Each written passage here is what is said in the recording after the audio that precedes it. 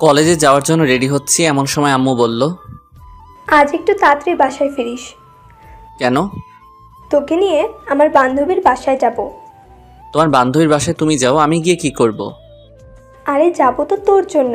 আমার বান্ধবী রাবেয়া তোকে নিয়ে যাওয়ার জন্য বলেছে। আমার জন্য যাবে মানে? তোর জন্য মেয়ে দেখতে যাব। তুমি কি পাগল হয়েছো? মেয়ে দেখবে মানে? হ্যাঁ, আমি আরাবিয়াকে অপরকে কথা দিয়েছিলাম আমাদের ছেলে মেয়েকে একসাথে বিয়ে দিয়ে আমাদের সম্পর্কটা আরো গভীর করব। বাহ, নিজেদের জন্য আমাকে বলে দিচ্ছ কেন? তুই ছাড়া আমার আর কোনো ছেলে আছে নাকি? থাকলে তো তাকেই দিতাম। কিন্তু এটা কেমনে সম্ভব? আমি তো এখনো তোমার কাছ থেকে টাকা নিয়ে হাত খরচ চালাই। বউকে কি খাওয়াবো? তুই যে কি রোজগার করে খাওয়াবি সেটা আমি খুব ভালো করেই জানি। খাওয়ার কথা তোকে চিন্তা করা লাগবে না। কিন্তু কিন্তু কি? মেয়েটা তোর থেকে 1 বছরের সিনিয়র। আমার থেকে সিনিয়র মানে? সিনিয়র। এ আম্মু, তোমার মাথা কি খারাপ হয়ে গেছে? এমনিতেই আমাকে না জানিয়ে বিয়ে ঠিক করছো, আবার এখন বলছো মেয়ে আমার থেকে সিনিয়র। তো সমস্যা কি? সমস্যা কি মানে? আরে, ছেলেরা সব সময় তাদের থেকে জুনিয়র মেয়েকে বিয়ে করে, এটাই সমাজের নিয়ম। কোন হাদিসে লেখা আছে যে সিনিয়র মেয়েকে বিয়ে করা যাবে না? দেখো আম্মু, এটা পসিবল না। আজকে যদি মেয়ে আমার থেকে ছোট হতো তাহলে বিয়ের কথা চিন্তা করতাম। আরে আমরা তো মনে করেছিলাম আমার মেয়ে হবে আর রাবিয়ার ছেলে হবে, কিন্তু উল্টো হয়ে গেল। রাবিয়ার আগে মেয়ে হয়ে গেল, তারপর তুই জন্ম নিলি। যদি রাবিয়ার ছোট মেয়ে থাকতো তাহলে তোকে তার সাথেই বিয়ে দিতাম, কিন্তু এখন তো রাবিয়ার একটাই মেয়ে, তাই তোকে তাকেই বিয়ে করতে হবে। এ আম্মু, তুমি কি মানুষ? নিজের ছেলের সাথে কেউ এমন করে? মেয়েটা অনেক ভালো, দেখতেও মাশাআল্লাহ। তুই একবার ওকে দেখলে চোখ ফেরাতে পারবি না। আর ও অনার্স 3য় বর্ষে পড়ে। কি 3য় বর্ষে মানে? 3য় বর্ষে পড়ে। এ আম্মু, তুমি কি মানসিকভাবে অসুস্থ হয়ে গেছো? মেয়ে আমার থেকে 2 ক্লাস সিনিয়র আর বয়সে 1 বছর সিনিয়র, এটা কেমনে সম্ভব? লোকজন কি বলবে আমাকে?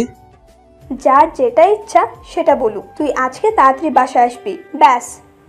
কিন্তু আম্মু, পুরোটা না শোনার আগেই চলে গেল। দূর শালা, মেজাজটাই খারাপ করে দিল। হায় রে বন্ধুরা, আমাকে কি বলবে? বলবে যে আমি একটা বুড়িকে বিয়ে করেছি। হায় আল্লাহ, উঠিয়ে লও আমাকে। চলুন এবার কলেজে যেতে যেতে আপনাদেরকে আমার পরিচয়টা দিয়ে নেই। আমি শিহাব, আপাতত স্টুডেন্ট। বাকি পরিচয় গল্প পড়তে পড়তে জানতে পারবেন। কলেজে গিয়ে মন মরা হয়ে বসে আছি, এমন সময় 2 হারামির আগমন। কি রে ফইন্নি, একা একা বসে কি ভাবছিস এখানে? মামা শেখাখানি নাকি? এ হারামির দল, চুপ থাক, এমনিতেই টেনশনে আছি।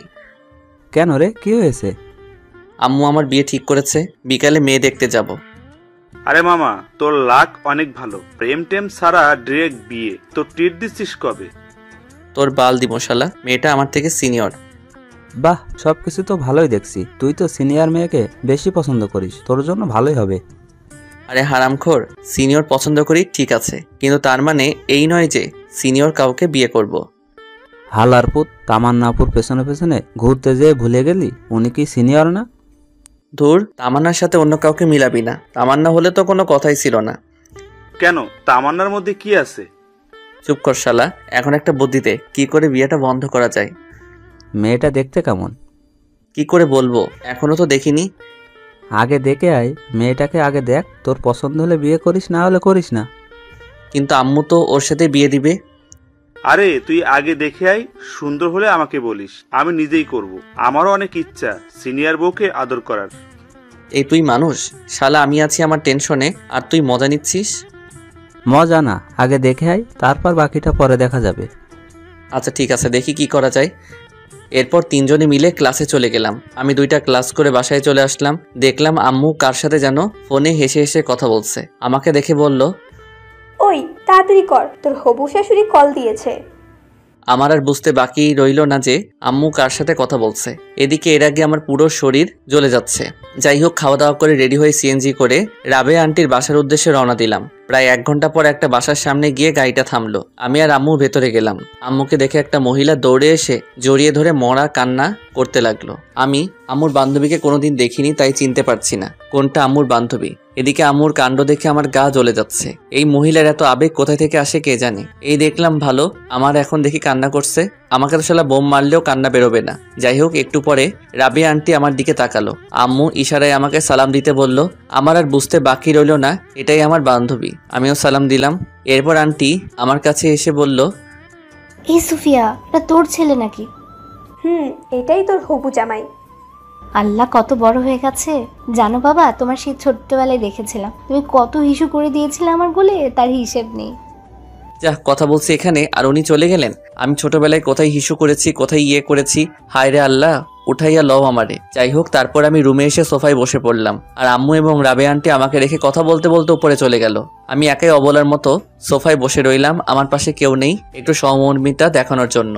একটু পর আম্মু নিচে আসলো। নিচে এসে আমাকে বলল, এই মুখ এমন করে রাখছিস কেন? একটু হাসি মুখে থাক।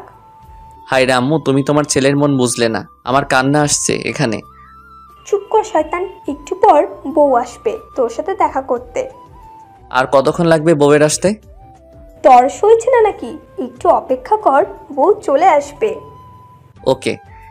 এরপর আমি আবারও চলে গেলাম। আমি সোফার উপর একা একা বসে আছি। প্রায় 45 মিনিট হয়ে গেল। কোথায় বউ আসবে, কোথায় কি, কাউকে তো দেখতে পাচ্ছি না। মহারানীর কোনো খবরই তো নেই। অনেকক্ষণ পর মহারানীকে দেখতে পারলাম। দেখলাম মহারানীটা উপর থেকে নিচে নেমে আসছে। মহারানীকে দেখে তো আমি পুরাই টাসকি খেয়ে গেলাম। আরে বুঝতে পারছেন না তো? ধুর, আপনারা কিভাবে বুঝবেন? আপনারা তো আর দেখছেন না। আরে এটা তো আর কেউ না, আমাদের তামান্না আপু, যার পিছনে পিছনে আমি এতদিন ঘোরাঘুরি করছিলাম।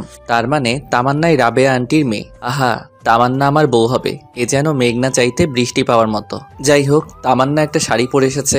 আমি তো ওকে দেখে হাঁ করে তাকিয়ে রইলাম। আমার এমন হাঁ করে তাকিয়ে থাকা দেখে আম্মু আমাকে টোকা দিল। তারপর বাস্তবে ফিরে আসলাম। তামান্না এসে আমাকে চা দিল। আমার মনের মধ্যে তো তখন লাড্ডু ফুটছে। বিদ্যা বালানের গানটা মনের ভিতরে বাজতেছে। উলালা উলালা তুই মেরি ফ্যান্টাসি। তামান্না এসে আম্মুকে সালাম দিয়ে ভিতরে চলে গেল।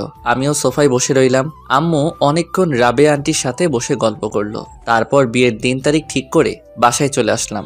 বাসায় এসে আমি, সানি আর আয়মানকে গ্রুপ কল দিলাম। কিরে হারামির দল, কোথায় তোরা? কেন, কি হয়েছে? সেটা পরে বলবো, তাড়াতাড়ি করে রেস্টুরেন্টে আয়, তোদের ট্রিট দিব। ট্রিটের কথা শুনে দুজনে লেজ উঠিয়ে চলে আসলো। সন্ধ্যায় ওদের সাথে রেস্টুরেন্টে গেলাম। মামা, ঘটনা কি? হঠাৎ করে টিট? দোস্ত, কাম তো হয়ে গেছে। কি মেয়ে পছন্দ হয়েছে নাকি? ঠিক বলেছিস। কিন্তু তুই তো বললি বিয়েটা করবি না। আরে সেটা তো আগে বলছিলাম, কিন্তু পাত্রীকে দেখার পর সবকিছু ঠিক হয়ে গেছে। তা পাত্রীটাকে? তোদের তামান্না আপু। আমাদের ক্যাম্পাসে তামান্না আপু নাকি, যার পিছনে পিছনে তুই কুত্তার মতো হাঁটতি? এই হালার পুত, চুপ কর। আমি কারো পিছনে ঘুরি নাই। আর হ্যাঁ, সেই তামান্নাই আম্মুর বান্ধবীর মেয়ে। সিরিয়াসলি দোস্ত, এইটা তো মেঘ না চাইতে বৃষ্টি আসার মতো। আজকে যা ইচ্ছা খেয়ে নে, টাকা আমি দিব। তো বিয়ে কবে? আগামী শুক্রবার। কাল থেকে কেনাকাটা শুরু। তোরা আর কেউ এই সপ্তাহে যাস না, অনেক কাজ আছে। ওকে। তারপর ওদের ট্রিট দিয়ে বাসায় চলে আসলাম। রাতে কিছুতেই ঘুম আসছে না। ভাবছি তামান্নাকে কল দিয়ে কিছুক্ষণ প্রেম করব। না থাক, বিয়ের পর চুটিয়ে প্রেম করা যাবে। এই কয়দিন একটু পার্ট নিয়ে থাকি। একদিনে সবাই মিলে কেনাকাটা শেষ করলাম। আস্তে আস্তে বাসায় মেহমান আসতে শুরু করেছে। আমি সবাইকে ইনভাইট করে দিছি। দেখতে দেখতে বিয়ের দিন চলে আসলো। বিয়ের দিন অনেক ধকলের পর অবশেষে আমাদের বিয়েটা সম্পন্ন হয়ে গেল। আমি জানি, আর আইমান ছাদে বসে বসে গল্প করছি। এদিকে তামান্না বাসর ঘরে বসে আমার জন্য অপেক্ষা করছে। আমার তো আর এখানে দাঁড়িয়ে থাকতে ইচ্ছা করছে না, কিন্তু হারামিগুলো আমাকে যেতে দিচ্ছে না। রাত প্রায় 12টা। আমি এখনো ছাদে বসে বসে আড্ডা দিচ্ছি। এমন সময় আম্মু আসলো। কি রে, তুই এখানে বসে আছিস যে? তো কি করব? কি করবি মানে? যা ঘরে যা। মেয়েটা সেই কখন থেকে একা একা বসে আছে। আন্টি, আমরা ওকে অনেক বলেছি, কিন্তু আমাদের কথা শুনছে না। পুরোটা মিথ্যা। আমি সানির কথাগুলো শুনে ওর দিকে অবাক দৃষ্টিতে তাকালাম। তখন আম্মু বলল, যা তাড়াতাড়ি ঘরে যা। ঠিক আছে যাচ্ছি, তুমি নিচে যাও। একটু পর আম্মু চলে গেল। আমি সানিকে একটা লাথি দিয়ে বললাম, এই হারামখোর, তুই আমাকে অনেকবার যেতে বলছিস তাই না? শালা, তোর জন্য আমি যেতে পারছি না, আর তুই বলছিস আমাকে যেতে বলছিলি? আরে মামা, রাগ করস কেন? আন্টিকে একটু পাম দিলাম আর কি। আচ্ছা ঠিক আছে, তুই বাসের ঘরে যা। ওকে, যাচ্ছি, দোয়া করিস দোস্ত। এই শোন, বল। মানে বিড়ালটা ভালো করে মারিস, তোর ক্ষমতা দেখিয়ে দিবি, না হলে গোটা পুরুষ জাতি তোকে ধিক্কার দিবে। চুপ কর হারামি, আমি যাচ্ছি। আচ্ছা ঠিক আছে যা, যদি বেঁচে থাকিস তাহলে কাল দেখা হবে। আমি একটা হাসি দিয়ে নিচে চলে আসলাম। বাসর ঘরের সামনে দাঁড়িয়ে আছি, কেমন যেন ভয় লাগছে, আবার লজ্জাও। আহারে, নিজের ঘরে নিজের যাবো আর সেখানে ভয় লাগছে। 1 কেজি সাহস নিয়ে দরজা খুললাম, ভিতরে গিয়ে দরজা বন্ধ করে দিলাম। তামান্নার দিকে তাকাতেই দেখলাম তামান্না কার সাথে যেন ফোনে কথা বলছিল। আমাকে দেখে ফোনটা রেখে দিল আর চুপচাপ বসে রইল। আমি গিয়ে ওর সামনে দাঁড়ালাম, ভাবছি সে হয়তো আমাকে সালাম করবে। অনেকক্ষণ দাঁড়িয়ে থাকার পরও দেখলাম সে বসে আছে। আমি মনে করছি আমি জুনিয়র, তাই হয়তো আমাকে সালাম করতে লজ্জা লাগছে, বা করবে না, যাক করা লাগবে না, একটা সালামে কিছু যায় আসে না। আমি গিয়ে খাটের উপর বসলাম, তখন তামান্না বলল, তোর সাথে আমার কিছু কথা আছে। বাহ, শুরুতেই তুই? আমি বললাম, কি কথা বলেন। আমি তোকে স্বামী হিসেবে মানতে পারবো না। মুহূর্তে যেন আমার পায়ের নিচ থেকে মাটি সরে গেল। নিজেকে শক্ত করে বললাম, কেন পারবে না? আর সেই কথা বিয়ের আগে বলেননি কেন? বলিনি কারণ আম্মুর কথার উপরে আমি কোনো কথা বলতে পারবো না। তাছাড়া বাবা অসুস্থ, এখন যদি বিয়েটা না করি তাহলে বাবা হয়তো আরো বেশি অসুস্থ হয়ে যাবে। আপনার মা বাবার কথা চিন্তা করে আমার লাইফটা নষ্ট করে দিলেন কেন?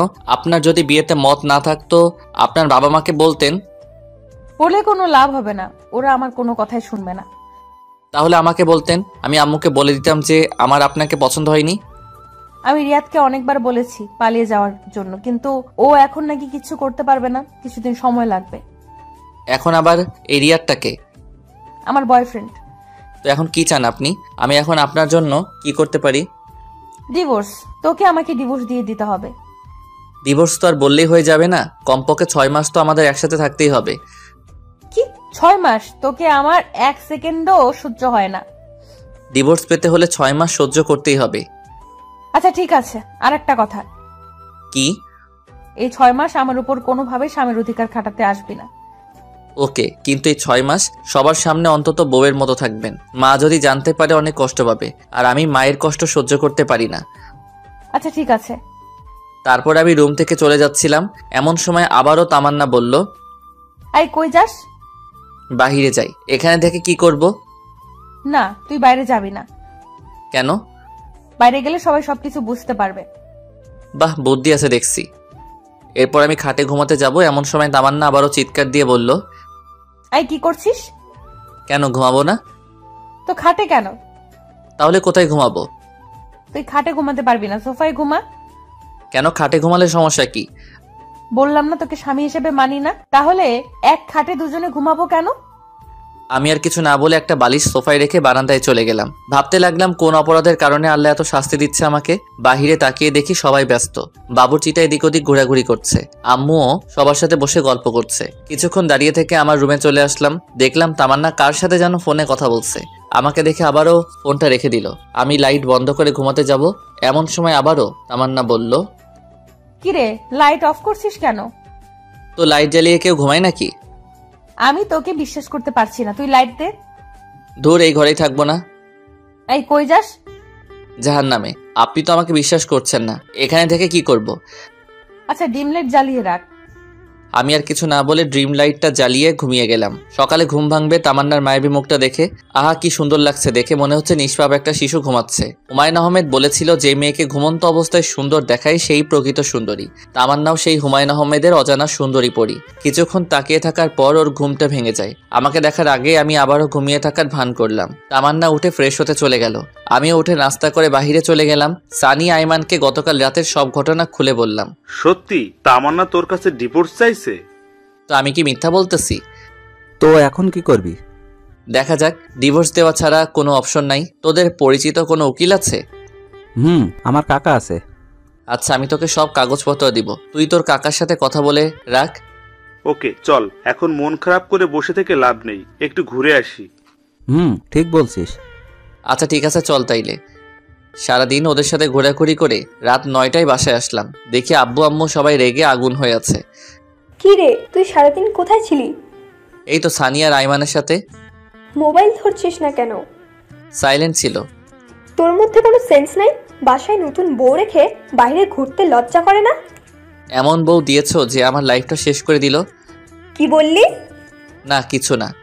খেতে আয়। খাবো না, বাইরে থেকে খেয়ে আসছি। আর কোনো কথা না বলে সোজা রুমে চলে গেলাম। গিয়ে দেখি তামান্না কার সাথে যেন ফোনে কথা বলছে। আমাকে দেখে ফোনটা রেখে দিল। ও এইসব কাণ্ড দেখে মাথায় পুরো রক্ত উঠে গেল। ও আমাকে দেখে বলল, এই ডিভোর্সের ব্যাপারে কিছু করলি?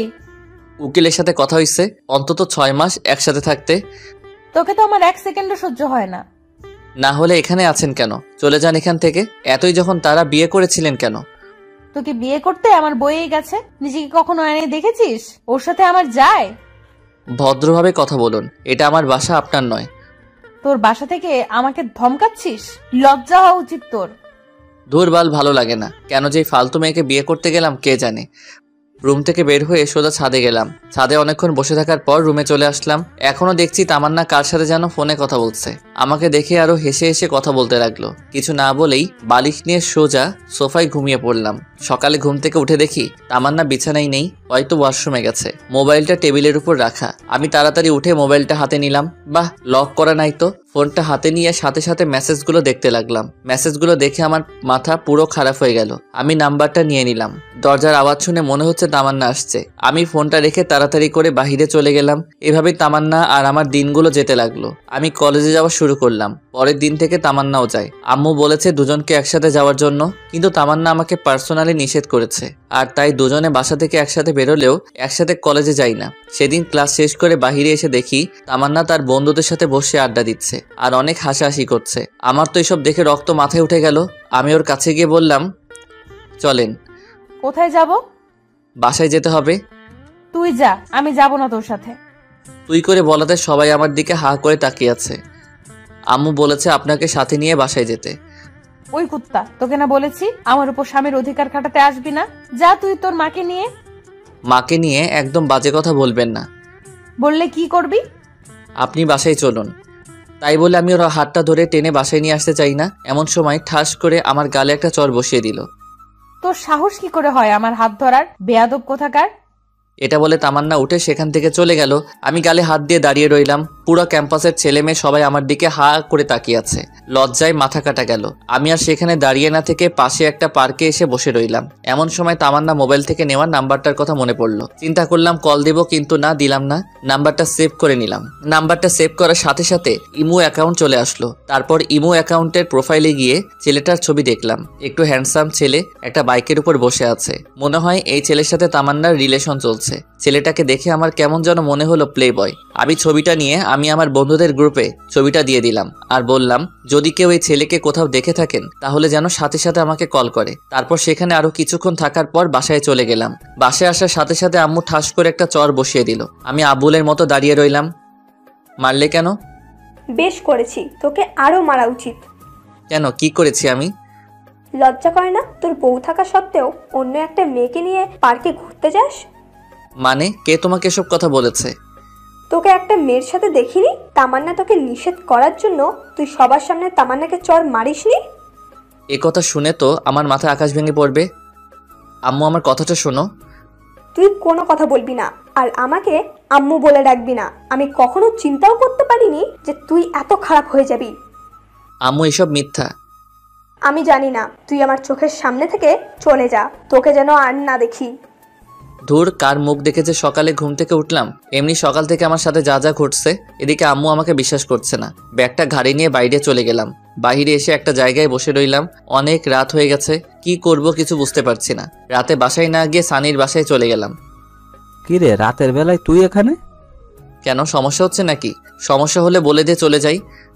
আরে ধুর, সমস্যা হবে কেন? তোকে তো কোনোদিন ভুলেও বাসায় নিয়ে আসা যায় না। আজকে এভাবে চলে আসলি তাই বললাম আর কি। আচ্ছা বাদ দে, ভেতরে আয়। তারপর আমি সানির মা বাবাকে সালাম দিয়ে ভেতরে গিয়ে ব্যাগটা রেখে ফ্রেশ হলাম। ফ্রেশ হয়ে এসে দেখি বাবা বারবার কল দিচ্ছিল। আমি ফোনটা কেটে দিয়ে সুইচ অফ করে রাখলাম। একটু পর সানির মা এসে খাওয়ার জন্য দেখে গেল। তারপর খাওয়া দাওয়া শেষ করে রুমে চলে আসলাম। এবার সানি বলল, এবার বলতো কাহিনীটা কি? তারপর আমি সানিকে সবকিছু খুলে বললাম। আমার কথাগুলো শুনে সানি বলল, আচ্ছা তাহলে এই ঘটনা। আচ্ছা, তো কাকার সাথে ডিভোর্সের ব্যাপারে কথা বলেছিস? কিছুদিনের মধ্যে কাগজপত্র চলে আসবে। তুই একটু বলে সবকিছু তাড়াতাড়ি করতে বলতো। আচ্ছা ঠিক আছে। তারপর সানির সাথে ঘুমিয়ে পড়লাম। পরের দিন সানিদের বাসা থেকে সরাসরি কলেজে চলে গেলাম। ক্লাস করতে ভালো লাগছে না, তাই বাইরে এসে আমি, সানি আর আইমান গাছতলায় বসে আছি। দেখলাম তামান্না একটা ছেলের সাথে বাইকে করে কলেজে আসছে। বাইক থেকে নেমে ছেলেটার হাত ধরে উপরে যেতে লাগলো। দেখে আমার মাথা খারাপ হয়ে গেল, কারণ সে তো এখনো আমার বউ, আমি তো এখনো ডিভোর্স দেইনি। ডিভোর্স হওয়ার পর সে যা খুশি তাই করুক, কিন্তু এখন কেন এসব করতে হবে? রাগে আমার শরীরের লোমগুলো দাঁড়িয়ে গেল। আমি সেখান থেকে উঠে তামান্নার দিকে যেতে লাগলাম। কি রে, কই যাস? এই তো একটু আসছি। দাঁড়া, আমরাও আসছি। ওকে। তারপর সবাই একসাথে তামান্নার কাছে গেলাম। তামান্নার কাছে গিয়ে বললাম, কি ব্যাপার, আপনি এই ছেলের হাত ধরে আছেন কেন? আমি কার হাত ধরবো না ধরবো সেটা আমার ব্যাপার, তোর কি? অবশ্যই আমার সমস্যা, ভুলে যাবেন না এখনো আপনি আমার স্ত্রী। তোকে আমি স্বামী হিসেবে মানি না। তোকে বলেছি না আমার উপর স্বামীর অধিকার খাটাতে আসবি না। আপনি না মানলেও আমার কিছু করার নেই, কারণ আপনি এখনো আমার স্ত্রী। আমাদের এখনো ডিভোর্স হয়নি। আমি যা বলবো আপনাকে তাই শুনতে হবে। যদি না চলি কি করবি? দেখবেন কি করতে পারি। দেখা তুই কি করতে পারবি। তাই বলে আমি তামান্নার দিকে আস্তে আস্তে এগোতে লাগলাম, আর সে পিছাতে লাগলো। আমি তার কাছে গিয়ে তামান্নার পাশে থাকার ছেলেটাকে একটা ঘুষি মারি। আমার কর্মকাণ্ড দেখে সবাই হা করে তাকিয়ে আছে। ছেলেটার কলার চেপে ধরলাম। এই শালার পুত, কি নাম তোর? লজ্জা করে না অন্যের বউয়ের সাথে প্রেম করতে? তুই জানিস আমি কে? তুই আমেরিকার প্রেসিডেন্ট হলেও আমার দেখার টাইম নাই। তোকে যদি আর একবার তামান্নার সাথে দেখি তাহলে তোর খবর আছে। তুই আমার গায়ে হাত তুলছিস না? দেখ তোর কি হাল করি। তাই বলে পকেট থেকে ফোনটা বের করে কাকে যেন ফোন করতে গেল। তখন আমি ওর হাত থেকে মোবাইলটা কেড়ে নিয়ে একটা আছাড় মেরে ভেঙে ফেললাম। তারপর আরো একটা ঘুষি মারলাম। এবার ওর ঠোঁট কেটে রক্ত বেরোতে লাগলো। সানি আর আইমান আমাকে সেখান থেকে টেনে নিয়ে গেল। তামান্না আমায় রেগে যাওয়া দেখে ভয়ে কাঁপতে লাগলো। সানি আর আইমানের সাথে নিচে চলে আসলাম। তারপর কলেজের পিছনে গিয়ে অনেকক্ষণ বসে রইলাম। কিছুই ভালো লাগছে না, কলেজ ছুটি হয়ে গেছে। সানি, আমি আর আইমান বসে রইলাম। অনেকক্ষণ পর আমরাও উঠে হাঁটা দিলাম। পরে সানি আর আইমানের থেকে বিদায় নিয়ে বাসার দিকে রওনা দিলাম। ওরাও ওদের বাসায় চলে গেল। দুপুরবেলা রাস্তায় মানুষজন খুব একটা বেশি নেই, একেবারে নেই বললেই চলে। খেয়াল করলাম দুইটা ছেলে সিগারেট টানতে টানতে আমার পিছনে আসতে লাগলো। আর একটু সামনে যাওয়ার পর আরেকটা গলি থেকে 4 জন বেরিয়ে আসলো, দেখতে মাস্তান টাইপের। সবাই একসাথে আমার পিছু পিছু আসতে লাগলো। হঠাৎ করে একটি ছেলে পিছন থেকে আমার ঘাড়ে হাত রেখে চাপ দেয়। তাই দেখে আমি পিছনে তাকাই। আগুন আছে, সিগারেট খাবো? সরি, আমি ওসব খাই না। আইসে আমার লোক কে ছিলে, ওইসব খাই না। কি ব্যাপার, আপনাদের সমস্যা কি?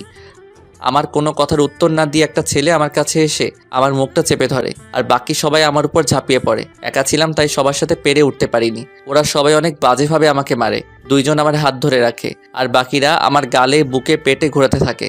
মুখ দিয়ে রক্ত পড়ছে। আমি ওদের মার সহ্য করতে না পেরে শুয়ে পড়লাম। দেখলাম তামান্না আর ওই ছেলেটা বাইক নিয়ে আসলো। ছেলেটা সবাইকে বলল, মরে গেলে নদীতে নিয়ে গিয়ে লাস্টে ফেলে দিস। তাই বলে ওরা চলে গেল। তামান্না ছেলেটার কথা শুনে হাসতেছে। এরপর দুজনে বাইক নিয়ে চলে গেল। এমন সময় হঠাৎ করে একটা ছেলে লাঠি দিয়ে আমার মাথায় আঘাত করে। এরপর আমি সেন্সলেস হয়ে পড়ে যাই। এরপর আমার আর কিছু মনে নেই। আমার জ্ঞান ফেরার পর নিজেকে হাসপাতালে আবিষ্কার করলাম। দেখলাম আইমান আর সানি পাশে বসে আছে। এখন কেমন লাগছে? মোটামুটি ভালো। আম্মু কই? আন্টি এতক্ষণে এখানে ছিল। আমরা তাকে জোর করে বাসায় পাঠিয়ে দেই। এই 2 দিন আন্টি এখানে থেকে থেকে তিনিও অসুস্থ হয়ে গেছেন। তার মানে 2 দিন পর আমার জ্ঞান আসলো। শরীরের প্রত্যেকটা অঙ্গ ব্যথা করছে। অনেক কষ্টে উঠে বসলাম। তারপর ওদেরকে বললাম, তামান্না এসেছিল কি? একবার এসেছিল, ওর বাবা নাকি অসুস্থ, সেখানে চলে গেছে। ও আচ্ছা। তো তোর এই অবস্থা কি করে হলো? এই তুই কি বলছিস? ও ঠিক মতো কথা বলতে পারছে না, আর তুই ঘটনা জিজ্ঞেস করছিস? আচ্ছা তোরা সবাই বাসায় চল, বাসায় গিয়ে তোদের সবকিছু বলবো। এখন বাসায় যাওয়া যাবে না, ডাক্তার বলেছে তোকে হাসপাতালে আরো 2 দিন থাকতে হবে। এখানে থাকতে ভালো লাগছে না, আমাকে একটা কল দে, আজকেই এখান থেকে চলে যাব। তারপর আম্মু হাসপাতালে আসলো। আম্মু এসে আমাকে জড়িয়ে ধরে কান্নাকাটি করতে লাগলো।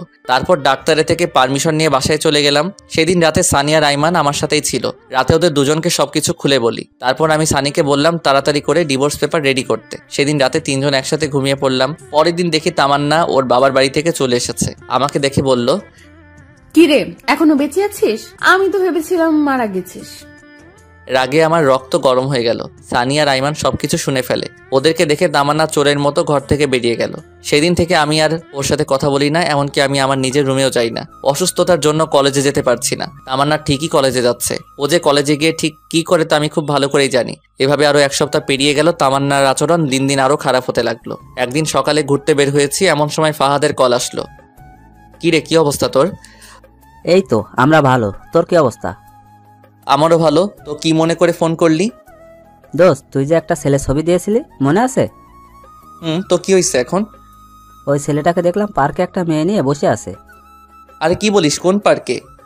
তারপর ফাহাদ আমাকে ঠিকানা দিল। ঘড়ির দিকে তাকিয়ে দেখি 11টা বাজে। তার মানে তামান্না কি কলেজের নাম করে পার্কে ঘুরতে গেছে? কেমন যেন খারাপ লাগছে। বিয়ের পর স্বামীকে রেখে অন্য ছেলের সাথে কেউ ঘুরতে যায়, আর ছেলেটা কেমন একটা বিবাহিত মেয়েকে নিয়ে ঘুরতে যায়। অথচ মা এসব কথা শুনে আমাকে সন্দেহ করে না। না, এত কিছু ভেবে লাভ নাই, এখন চুপচাপ পার্কে যাই। তারপর ওদের দুজনের কিছু ছবি তুলে নিয়ে আম্মুকে দেখাতে হবে, তাহলে ডিভোর্সটা দিতে খুব সুবিধা হবে। তাড়াতাড়ি পার্কে গেলাম, ফাহাদ সেখানে দাঁড়িয়ে আছে। তারপর ফাহাদ ও আমি দুজন পার্কের ভেতরে চলে গেলাম। দেখলাম সেই ছেলেটি যে লোক পাঠিয়ে আমাকে মেরেছিল আর তামান্না ও যার বাইকে ঘোরাঘুরি করে, ছেলেটা কি স্পষ্ট দেখা যাচ্ছে, কিন্তু তামান্নার মুখটা ঠিক বোঝা যাচ্ছে না। আমার পিছন থেকে দেখে কেন যেন মনে হচ্ছে এটা তামান্না নয়। উল্টো পথে গিয়ে দেখি আমার ধারণাই ঠিক, মেয়েটা তামান্না নয়। তার মানে ছেলেটা এরকম আরো অনেক মেয়ের সাথে প্রেমের অভিনয় করে। শালাকে দেখলেই মনে হয় একটা প্লে বয়। আর কিছু না ভেবে চুপচাপ পকেট থেকে ফোনটা বের করে ভিডিও করতে লাগলাম। আহা কি সুন্দর, দুজন দুজনকে জড়িয়ে ধরে আছে, হাতে হাত রেখে হাসাহাসি করছে। আমি ফাহাদকে বললাম, তুই ভিডিও করতে থাক, আর আমি যেটুকু ভিডিও করেছি সেটা তামান্নাকে হোয়াটসঅ্যাপ করে দেই। তাই বলে সাথে সাথে তামান্নাকে ভিডিওটা পাঠিয়ে দিলাম। তামান্না ভিডিওটা দেখে আমাকে বারবার কল দিতে লাগলো, কিন্তু আমি কলটা রিসিভ করছি না, বারবার কেটে দিচ্ছি। তারপর সে আমাকে একটা মেসেজ করলো জায়গাটা কোথায় জানার জন্য। তারপর আমি পার্কের ঠিকানাটা লিখে তামান্নাকে পাঠিয়ে দিলাম। আমি আর ফাহাদ সেখানে দাঁড়িয়ে রইলাম।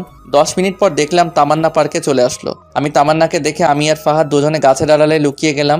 দেখছি তামান্না ছেলেটাকে পাগলের মতো খুঁজতে লাগলো। তারপর অনেক খোঁজাখুঁজি শেষে ছেলেটাকে দেখতে পাই। ছেলেটাকে দেখে কোনো কথা না বলে সোজা ছেলেটার কাছে গিয়ে শার্টের কলার ধরে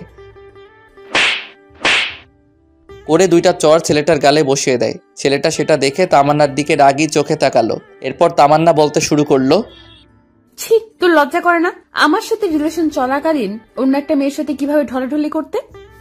তুমি যা ভাবছো তা নয়, আমার কথাটা একবার শোনো। তোর কথা আর কি শুনবো? যা দেখার তা তো নিজের চোখেই দেখলাম। তামান্নার এসব কথা শুনে ছেলেটার পাশে থাকা মেয়েটিও অনেক রেগে গিয়ে ছেলেটাকে একটা চর মেরে সেখান থেকে চলে যায়। আমি আর ফাহাদ এসব দেখছি আর হাসছি। এবার ঠেলা সামলাও প্লে বয়। মেয়েটা চলে যাওয়ার পর ছেলেটা তামান্নার গালে একটা চর বসিয়ে দেয়। সাথে সাথে লাগে রক্ত আমার মাথায় উঠে গেল।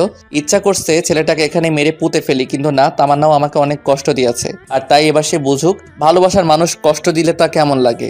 বেশি আলগা পিরিত দেখালে এমনটাই হয়। ছেলেটা তামান্নাকে বলতে লাগলো, ওই তুই আমাকে ফারিয়ার সামনে অপমান করলি কেন? বেশ করেছি। তুই আমার সাথে রিলেশনে থেকে অন্য একটা মেয়ের সাথে কি করছিস? হ্যাঁ, কি তোর রিলেশন? হা হা হা, তুই ভাবলি কি করে আমি তোর সাথে রিলেশন করছি? মানে আমি কোনোদিন তোর সাথে রিলেশন করিনি। তোর সাথে যা ছিল সেটা হচ্ছে টাইম পাস। আর তুই ভাবলি কি করে তোর মতো একটা মেয়েকে আমি আমার বউ বানাবো? কেন আমাকে বিয়ে করতে পারবে না কেন? যে মেয়ে বিয়ের পর স্বামীর সাথে খারাপ ব্যবহার করে, বাসায় স্বামী রেখে অন্য একটা ছেলের সাথে রিলেশন করে, তাকে বিয়ে করা আমার পক্ষে কোনোভাবেই সম্ভব না। প্রপোজ করার সময় মনে ছিল না? সবই মনে ছিল, কিন্তু আমি তো তোর সাথে রিলেশন করিনি। যা করেছি তা হচ্ছে টাইম পাস, টাকা নেওয়ার জন্য আর তোর শরীর ভোগ করার জন্য। টাকা তো অনেক আগেই খেয়েছি, কিন্তু তোর শরীরটা ভোগ করতে পারিনি। তাই এতদিন আমার নাটকটা চালিয়ে যেতে হলো। আমি বিয়ে করব ফারিয়াকে, ওর বাবার অনেক টাকা আছে। তোর বাবার কি আছে? এটা শুনে তামান্না ছেলেটাকে আর একটা চড় মারে। তারপর কান্না করতে করতে বলছে, তোর মতো বাটপার আমি আমার জীবনেও দেখিনি। আমি শুধুমাত্র তোর জন্য শিহাবকে অনেক কষ্ট দিয়েছি, কিন্তু আর না। আজকে থেকে আমাদের সম্পর্ক এখানেই শেষ। আর কোনো দিন আমার সামনে আসবি না। এটা বলে তামান্না কাঁদতে কাঁদতে বাসায় চলে যায়। আর এদিকে ছেলেটা গালে হাত দিয়ে আবুলের মতো দাঁড়িয়ে আছে। তামান্না কথা ভেবে খুব খারাপ লাগছে। বেচারি খুব ভালোবাসতো ছেলেটাকে। আবার আমার অনেক ভালো লাগছিল যে ফকির নিয়ে আমার সাথে অনেক বাজে ব্যবহার করেছে। এবার ঠেলা বোঝ, আর কিছুদিন অপেক্ষা কর, আমিও তোকে ডিভোর্স দিয়ে দিব। তখন বুঝবি এই শিহাব তোর জীবনে কতটা গুরুত্বপূর্ণ ছিল। যাই হোক, আমি ফাহাদকে ধন্যবাদ দিলাম, কারণ সে আজকে খবরটা না দিলে ছেলেটা হয়তো তামান্নার সাথে ফিজিক্যাল রিলেশন করত। আল্লাহ বাঁচাইছে। আল্লাহ যা করে ভালোর জন্যই করে। তারপর পকেট থেকে ফোনটা বের করে আমার বন্ধুদের সবাইকে একটা মেসেজ ফরওয়ার্ড করলাম, দুপুরে সবাই রেস্টুরেন্টে আসিস, আমি আজকে ট্রিট দিব। মেসেজটা পেয়ে সবাই লেজ উঠিয়ে রেস্টুরেন্টে তাড়াতাড়ি চলে আসলো।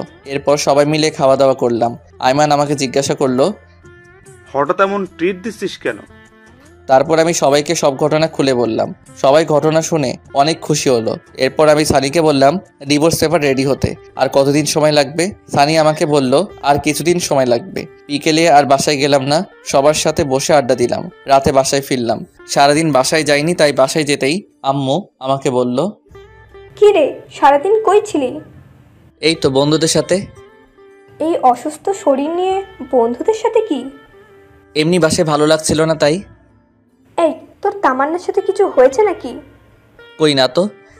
সেই দুপুরে কলেজ থেকে আসার পর থেকে রুমের মধ্যে একা একা শুয়ে আছে। খেতে বললাম, খাবার খাচ্ছে না, রুম থেকে বেরও হচ্ছে না। আমি কিছু জানি না, যদিও সবটা জানি, কিন্তু আম্মুকে বললাম না। দেখ তো বাবা, মেয়েটা কিচ্ছু খাচ্ছে না, এমন করলে তো শরীর খারাপ করবে। নিজের ছেলেকে না খেয়ে আছে সেদিকে খেয়াল নেই। আচ্ছা দেখছি কি করা যায়। হ্যাঁ, যা ডেকে নিয়ে আয়, আমি তোদের দুজনের জন্য খাবার রেডি করছি। তারপর আমি রুমে চলে গেলাম। রুমে গিয়ে দেখলাম তামান্না উল্টো হয়ে শুয়ে আছে। আমাকে দেখে উঠে বসে পড়লো। আমি কিছু না বলে ওয়াশরুমে চলে গেলাম। তারপর ফ্রেশ হয়ে এসে তামান্নাকে বললাম, আম্মু খাবার জন্য ডাকছে, খেতে চলেন। আমার খেতে ইচ্ছে করছে না, তুমি খাও। আমি তো পুরাই অবাক হয়ে গেলাম। যেই মেয়ে আমাকে তুই ছাড়া কোনোদিন কথা বলেনি, আজকে সেই মেয়ে আমাকে তুমি করে বলছে। খাবেন না কেন? আম্মু বলল দুপুরেও তো কিছু খাননি, আপনার গালে এসব কিসের? ওসব কিছু না, মশা মারতে গিয়ে দাগ পড়েছে। তাড়াতাড়ি খেতে চলেন, সবাই বসে আছে। বললাম তো আমি খাবো না, তুমি যাও। কি আর করা, আমি খেতে চলে গেলাম। আমাকে একা দেখে মা বলল, কি রে, আসলো না খেতে? ও নাকি খাবে না, অসুস্থ। ও আল্লাহ, বলিস কি? ডাক্তারকে খবর দে তাড়াতাড়ি। আরে আম্মু এত চিন্তা করো না তো, এমন কিছু না, এমনি একটু অসুস্থ, ঠিক হয়ে যাবে। আমি আর কিছু না বলে খাবার খেয়ে রুমে যেতে লাগলাম। তখন মা বলল, বাবা শোন। আম্মু কিছু বলবে? আমি বলছিলাম কি, খাবারটা রুমে নিয়ে যা, ওর খিদে লাগলে খেয়ে নেবে। প্লিজ বাবা, খাবারটা রুমে নিয়ে যা। কি আর করার, নিজের অনিচ্ছা সত্ত্বেও খাবারটা রুমে নিয়ে যেতে হলো। তারপর খাবারগুলো টেবিলের উপর রাখলাম আর তামান্নাকে বললাম, ভাত নিয়ে আসছি, খেয়ে নিন, না হলে শরীর খারাপ করবে। আর কিছু না বলে একটা বালিশ নিয়ে সোফায় ঘুমিয়ে পড়লাম। তামান্না কিছু একটা বলতে গিয়েও বলল না। রাতে কিছু একটা শব্দ শুনে ঘুমটা ভেঙে গেল। তাকিয়ে দেখি তামান্না পাগলের মতো খাবারগুলো খাচ্ছে। আমি মুচকি মুচকি হাসছি আর মনে মনে বলছি, গরিবের কথা বাসি হলেও মিষ্টি হয়। আমি না দেখার ভান করে শুয়ে আছি। তামান্না একবার খাবার খাচ্ছে আর একবার আমার দিকে তাকাচ্ছে। তারপর আমি ঘুমিয়ে পড়লাম। সকালে ঘুম থেকে উঠে তো আমি অবাক, কারণ সকালবেলা ঘুম থেকে উঠে দেখি তামান্না ওর কম্বলটা আমার গায়ে পেঁচিয়ে কোথায় যেন গেছে। উঠে ফ্রেশ হয়ে নিলাম। তারপর খাবার টেবিলে গিয়ে তো আমি আরো অবাক, কারণ আজ খাবার টেবিলে আমার সব ফেভারিট আইটেমগুলো সাজিয়ে রাখা হয়েছে। ঘটনা কি, আজ তো কোনো বিশেষ দিন না। তারপর আমি আম্মুকে জিজ্ঞেস করলাম, আজকে এত সব রান্না কেন? তামান্না নিজে হাতে আজ সব রান্না করেছে, শুধুমাত্র তোর জন্য। এ কথা শুনে আমি একটু চমকে গেলাম। আসলে মেয়েদের মন বোঝা একদমই সহজ বিষয় না। এরা কখন কি করে নিজেরাও জানে না। কিছু না বলে খেয়ে নিলাম। খাওয়া শেষ করে বাহিরে চলে গেলাম। আজ বন্ধুদের সাথে আড্ডা দেওয়ার জন্য যাচ্ছে না, একটা চাকরির জন্য ইন্টারভিউ দিতে যাচ্ছি। বসে বসে তো অনেক খেলাম, এবার একটু ফ্যামিলির পাশে দাঁড়াই। ইন্টারভিউ দিয়ে বন্ধুদের সাথে একটু আড্ডা দিয়ে রাতে বাসায় আসলাম। তারপর সবাই একসাথে ডিনার করলাম। এরপর আমি রুমে গিয়ে বসে বসে একা একা মোবাইল চালাচ্ছি। এমন সময় তামান্না আসলো। আমি উঠে ছাদে চলে গেলাম। ছাদে বসে বসে কিছুক্ষণ গান শুনলাম। তারপর রুমে এসে দেখি তামান্না এখনো বসে আছে। কি ব্যাপার, আপনি এখনো ঘুমাননি? একটু পরে ঘুমাবো, তোমাকে একটা কথা বলবো তো তাই। বলেন। আমাকে আর আপনি করে বলতে হবে না। তো কি বলবো? এখন থেকে তুমি করে বলবে। No thanks. তারপর খাট থেকে বালিশ নিয়ে সোফায় ঘুমাতে যাব। এমন সময় তামান্না আবারও বলল, সোফায় না ঘুমাইলে হয় না? সোফায় না ঘুমালে কোথায় ঘুমাবো? এখন থেকে তুমি খাটে ঘুমাবে। কেন, আপনার বকা খাওয়ার জন্য নাকি চর খাওয়ার জন্য? দেখেন, আমারও একটা পার্সোনালিটি আছে। শুনো শিহাব, এতদিন যা কিছু করেছি তার জন্য সরি। আমি আর কিছু না বলে সোফায় গিয়ে ঘুমিয়ে পড়লাম। তুই কি ভেবেছিস তোর নরম নরম মিষ্টি কথায় আমি পটে যাব? তুই এখনো শিয়াবকে চিনিসনি। আমি তোকে অনেক ভালোবাসতাম, কিন্তু আমি যখনই তোর কাছে যেতাম তখনই অপমান ছাড়া আর কিছু পাইনি। যাক, এত কিছু ভেবে লাভ নেই, ঘুমিয়ে পড়ি। রাতে কারো গোঙানির শব্দে ঘুমটা ভেঙে গেল। ড্রিম লাইটের আলোয় রুমের মধ্যে সবকিছু একটু একটু দেখা যাচ্ছে। দেখলাম তামান্না শুয়ে শুয়ে কান্না করছে। ও কান্না করুক, তাতে আমার কি। আমি বালিশটা কানের উপর চাপা দিয়ে ঘুমিয়ে পড়লাম। সকালবেলা কারো নরম হাতের স্পর্শে ঘুমটা ভেঙে গেল। হালকা চোখ খুলে দেখি তামান্না আমার মাথায় হাত বুলাচ্ছে। আমিও না বোঝার ভান করে ঘুমিয়ে আছি। একটু পর সে উঠে গোসল করতে চলে গেল। গোসল করে এসে আমাকে ডাকতে লাগলো। ঘুম থেকে উঠে আমিও ফ্রেশ হয়ে নিলাম। সকালবেলা নাস্তা করে শুয়ে শুয়ে ফেসবুকিং করছি। এমন সময় আইমান কল দিয়ে বলল, দোস্ত, তোর চাকরিটা হয়ে গেছে? আমি খবরটা শুনে অনেক খুশি হয়ে গেলাম। যাক, এতদিন একটু পরিবারের পাশে দাঁড়াতে পারবো। আব্বু আম্মু দুজনকে খবরটা দিলাম। দুজনেই বেশ খুশি। তামান্নাকে কিছুই বললাম না। তারপর সানিয়া রাইমানের সাথে আড্ডা দিয়ে রাতে বাসায় ফিরলাম। বাসায় ফিরতেই তামান্না আমাকে বলল, কংগ্রেচুলেশন। কংগ্রাচুলেশন কেন? নতুন চাকরি পেয়েছো তাই। ও আচ্ছা, ধন্যবাদ। পরের দিন সকালে ঘুম থেকে উঠে নাস্তা করে রেডি হয়ে অফিসে চলে গেলাম। আজ অফিসের প্রথম দিন, অনেক ভালো লাগলো। অফিসের কলিগের সাথে পরিচিত হলাম, বসের সাথে পরিচিত হলাম। এক কথায় দিনটা অনেক ভালো কাটলো। এইভাবে আরো 10টি দিন কেটে গেল। তামান্না বারবার আমার কাছে আসতে চাই, আমার সাথে কথা বলতে চাই, কিন্তু আমি ওর সাথে কথা বলি না। কারণ অতীতের কথাগুলো আমি এখনো ভুলি নাই। তামান্নার জন্য আমি এতদিন কলেজে যাই নাই বললেই চলে। সেদিন কলেজে সবার সামনে অপমান করার পর থেকে আর কলেজে যাই না, শুধু পরীক্ষাটা দিয়ে চলে আসি। পরের দিন অফিসে যাচ্ছি, এমন সময় আম্মু এসে বলল, কি রে, অফিসে যাচ্ছিস? কিছু বলবে? হ্যাঁ, বলছিলাম কি, তামান্নার মা ফোন করেছিল। সে নাকি একটু অসুস্থ, তাই তামান্নাকে ওর মা যেতে বলেছে। তো যাক না, আমি কি বারণ করেছি? না মানে, আমি বলছিলাম কি, তুই যদি দিয়ে আসতি তাহলে খুব ভালো হতো। আমি কিভাবে দিয়ে আসবো? অফিসে দেরি হয়ে যাবে তো। হবে না, তামান্না রেডি আছে। প্লিজ বাবা, তুই একটু ওকে নামিয়ে দিয়ে যা। কি আর করার, অনিচ্ছা সত্ত্বেও আম্মুর কথা শুনে তামান্নাকে নিয়ে বেরিয়ে পড়লাম। একটা সিএনজি নিলাম। তামান্না আর আমি পাশাপাশি বসে আছি, কিন্তু কেউ কারোর সাথে কোনো কথা বলছি না। তামান্নার মুখ দেখে বুঝতে পারছি সে কিছু বলতে চায়, কিন্তু বলতে পারছে না। তাই দেখে আমি বললাম, কিছু বলবেন কি? তোমার অফিস কখন শেষ হবে? 4টায় কাজের চাপ থাকলে দেরি হতে পারে। আচ্ছা, একটা কথা বলি। জি বলেন। তোমার অফিসে কি মেয়ে কলিগ আছে? হ্যাঁ, 5 জন আছে। 2 জন আমার পাশেই বসে। ও আচ্ছা। কথা বলতে বলতে তামান্না তো বাসার সামনে চলে আসলাম। তামান্নাকে তামান্নাদের বাড়িতে নামিয়ে দিয়ে আসতে যাব, এমন সময়, বাসায় আসবে না? না, আমার অফিসে দেরি হয়ে যাচ্ছে। তাহলে অফিসে সে এসো। না, আর কারো অপমান সহ্য করব না। এমনিতেই অনেক অপমান সহ্য করেছি। কলেজে যাওয়া বন্ধ করে দিছি। আপনি ভেতরে যান। তামান্না কিছু বলতে চাইছিল, কিন্তু আমি ওর কথা না শুনে সিএনজি ড্রাইভারকে বললাম গাড়ি টান দিতে। তারপর সোজা অফিসে চলে গেলাম। সারাদিন অফিস করে বিকেলে আড্ডা দিয়ে বাসায় গেলাম। আমি বাসায় যেতেই আম্মু আমাকে বলল, কি রে, তুই এখানে কেন? তো কোথায় যাব? তামান্নাদের বাসায় যাসনি? আমাকে কি পাগলা কুত্তায় কামড়াইছে? ভালো লাগছে না, খাবার দাও তো। তোমার কথা রাখতে গিয়ে আজ আমার জীবন তেজপাতা হয়ে গেল। কি বললি? কিছু না, খাবার দাও তাড়াতাড়ি, আমি ফ্রেশ হয়ে আসছি। আচ্ছা আয়। তারপর ফ্রেশ হয়ে এসে খাওয়া দাওয়া করে রুমে গিয়ে শুয়ে রইলাম। আহ, কি শান্তি! কতদিন পর আজ একটু শান্তি করে বিছানায় ঘুমাবো। এতদিন এই ফকিন্নির জন্য বিছানায় ঘুমাতে পারিনি। মনে হচ্ছে 20টা বছর খাটে ঘুমাই না। শুয়ে শুয়ে গান শুনছি, এমন সময় একটা অচেনা নাম্বার থেকে কল আসলো। আসসালামু আলাইকুম, কে বলছেন? আমি। আরে, এই আমিটাকে? আরে, আমি তামান্না বলছি। ও আচ্ছা, তো এটা আবার কার নাম্বার? আমার একটা কাজিনের নাম্বার। তুমি ঠিক মতো খাইছো? হ্যাঁ খাইছি, আপনি খাইছেন? আচ্ছা, এখন আপনার আম্মু কেমন আছে? জি ভালো। আচ্ছা, তাহলে এখন ফোনটা রাখি, ঘুমাবো, খুব ঘুম পাচ্ছে। ওকে। কল কেটে দিয়ে ভাবছি হঠাৎ এত কেয়ার নিচ্ছে কেন। মেয়ে মানুষকে বিশ্বাস করতে নাই। এদের মনে কখন কি চলে তা নিজেরাও জানে না। যাই হোক, তামান্না যে আস্তে আস্তে আমার প্রতি দুর্বল হচ্ছে সেটা আমি ঠিকই বুঝতে পারছি। এভাবে আরো 1 সপ্তাহ কেটে গেল।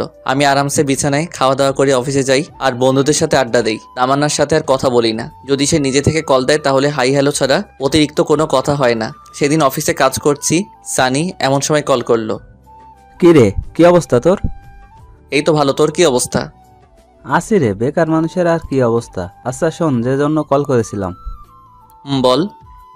তোর ডিভোর্স পেপার রেডি হয়ে গেছে। বিকেলে পুকুর পাড়ে আসিস, পেপারটা নিয়ে যাস। ধন্যবাদ দোস্ত। শুকনো ধন্যবাদ দিতে হবে না, টিপ দিতে হবে। আচ্ছা ঠিক আছে, তাহলে আইমানকেও সাথে নিয়ে আসিস। আচ্ছা ঠিক আছে। যাক, অবশেষে পেপারটা রেডি হলো। এই পেপারটার জন্য এতদিন যেই প্যারায় ছিলাম তা বলে বোঝানো যাবে না। বিকেলে অফিস শেষ করে পুকুর পাড়ে চলে গেলাম। গিয়ে দেখলাম সানি আর আইমান বসে আছে। তারপর ওদের সাথে বসে অনেকক্ষণ আড্ডা দিলাম। তারপর ওদের ট্রিট দিয়ে বাসায় চলে আসলাম। বাসায় এসে দেখি আম্মু রেগে আছে। কি হয়েছে আম্মু, এভাবে তাকিয়ে আছো কেন? তোর মোবাইল কই শুনি? আছে তো। তাই বলে পকেটে হাত দিয়ে মোবাইলটা বের করে দেখি মোবাইলটা বন্ধ হয়ে আছে। তোকে কল দেই, কল যায় না কেন? আমি ফোনে চার্জ ছিল না, সেজন্য কল আসেনি। মোবাইল চালাতেই ভালো লাগে, চার্জ দিতে মনে থাকে না? আচ্ছা বাদ দাও তো, কল দিয়েছিলে কেন? তামান্নাকে নিয়ে আসার জন্য। আমি তো নিয়ে আসতে যাব ওকে, একা একা আসতে পারে না নাকি আমি ওর বডিগার্ড? এ কেমন কথা বলছিস? মেয়েটা একা একা আসবে কি করে? তুই যা, ওকে নিয়ে আয়। আমি গিয়ে ওকে নিয়ে আসবো মানে? হ্যাঁ, তুই গিয়ে ওকে নিয়ে আয়, না হলে তোর এই বাড়িতে ঠাঁই নাই। এটা কেমন কথা? হ্যাঁ, এখন চুপচাপ গিয়ে ওকে নিয়ে আয়। কি আর করার, বাসা থেকে বেরিয়ে আবার তামান্নাদের বাসায় গেলাম। ওদের বাসায় গিয়ে দেখি 8:30 বাজে। অনেকক্ষণ ধরে কলিং বেল বাজাচ্ছে কিন্তু দরজা খুলছে না। অনেকক্ষণ পর তামান্নার মা এসে দরজা খুলে দিল।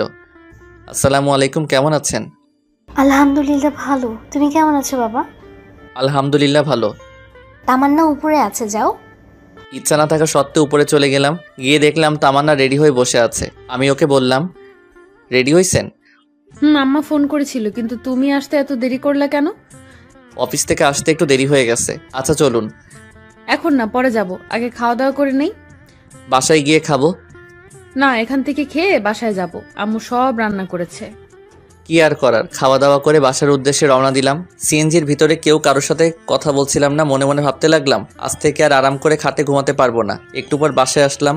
বাসায় এসে দেখি বাসার সব লাইট অফ করা। দরজায় টোকা দেওয়ার আগে দরজা খুলে গেল। বাসার ভিতরে সব লাইট বন্ধ। তারপর আম্মুকে অনেকবার ডাকলাম, ধুর কোনো সারা শব্দ নাই। অনেক চিন্তায় পড়ে গেলাম, কোনো অঘটন ঘটলো না তো? তামান্না ভয়ে আমার হাত চেপে ধরে রাখলো। আমি পকেট থেকে মোবাইলটা বের করে লাইট জ্বালাতে যাব, এমন সময় আমাদের দুজনকে অবাক করে দিয়ে অনেকগুলো লাইট একেবারে চলে গেল। এরপর সানি, আইমান আর আম্মু একসাথে বলে উঠলো, happy birthday to you, happy birthday dear Tamanna, many many happy returns of the day. আমি তো পুরাই টাস্কি খেয়ে গেলাম। এসব কে করলো, কখন করলো আর কিভাবে করলো? আমি তো এই 2 ঘন্টা আগে বাসায় ছিলাম, কই তখন তো কিছুই ছিল না। আমি শুধু ভাবছি। আর তামান্না আম্মুকে বলল, আম্মু আপনি কি করে জানলেন আজকে আমার জন্মদিন? আর এত কিছুই বা কে করলো? সবাই একসাথে আমাকে দেখিয়ে দিল। আমি তো আবার টাস্কি খেয়ে গেলাম। যাই হোক, তারপর সবাই মিলে কেকটা কাটলাম। কেক কেটে তাহলে আমাকে একটু খাইয়ে দিল। তারপর আমিও ওকে খাইয়ে দিলাম। একা একা সবাই খেয়ে নিলাম। সবাই মিলে অনেক মজা করলাম। এরপর সানি, আইমান আর আম্মু তামান্নাকে অনেকগুলো গিফট দিল।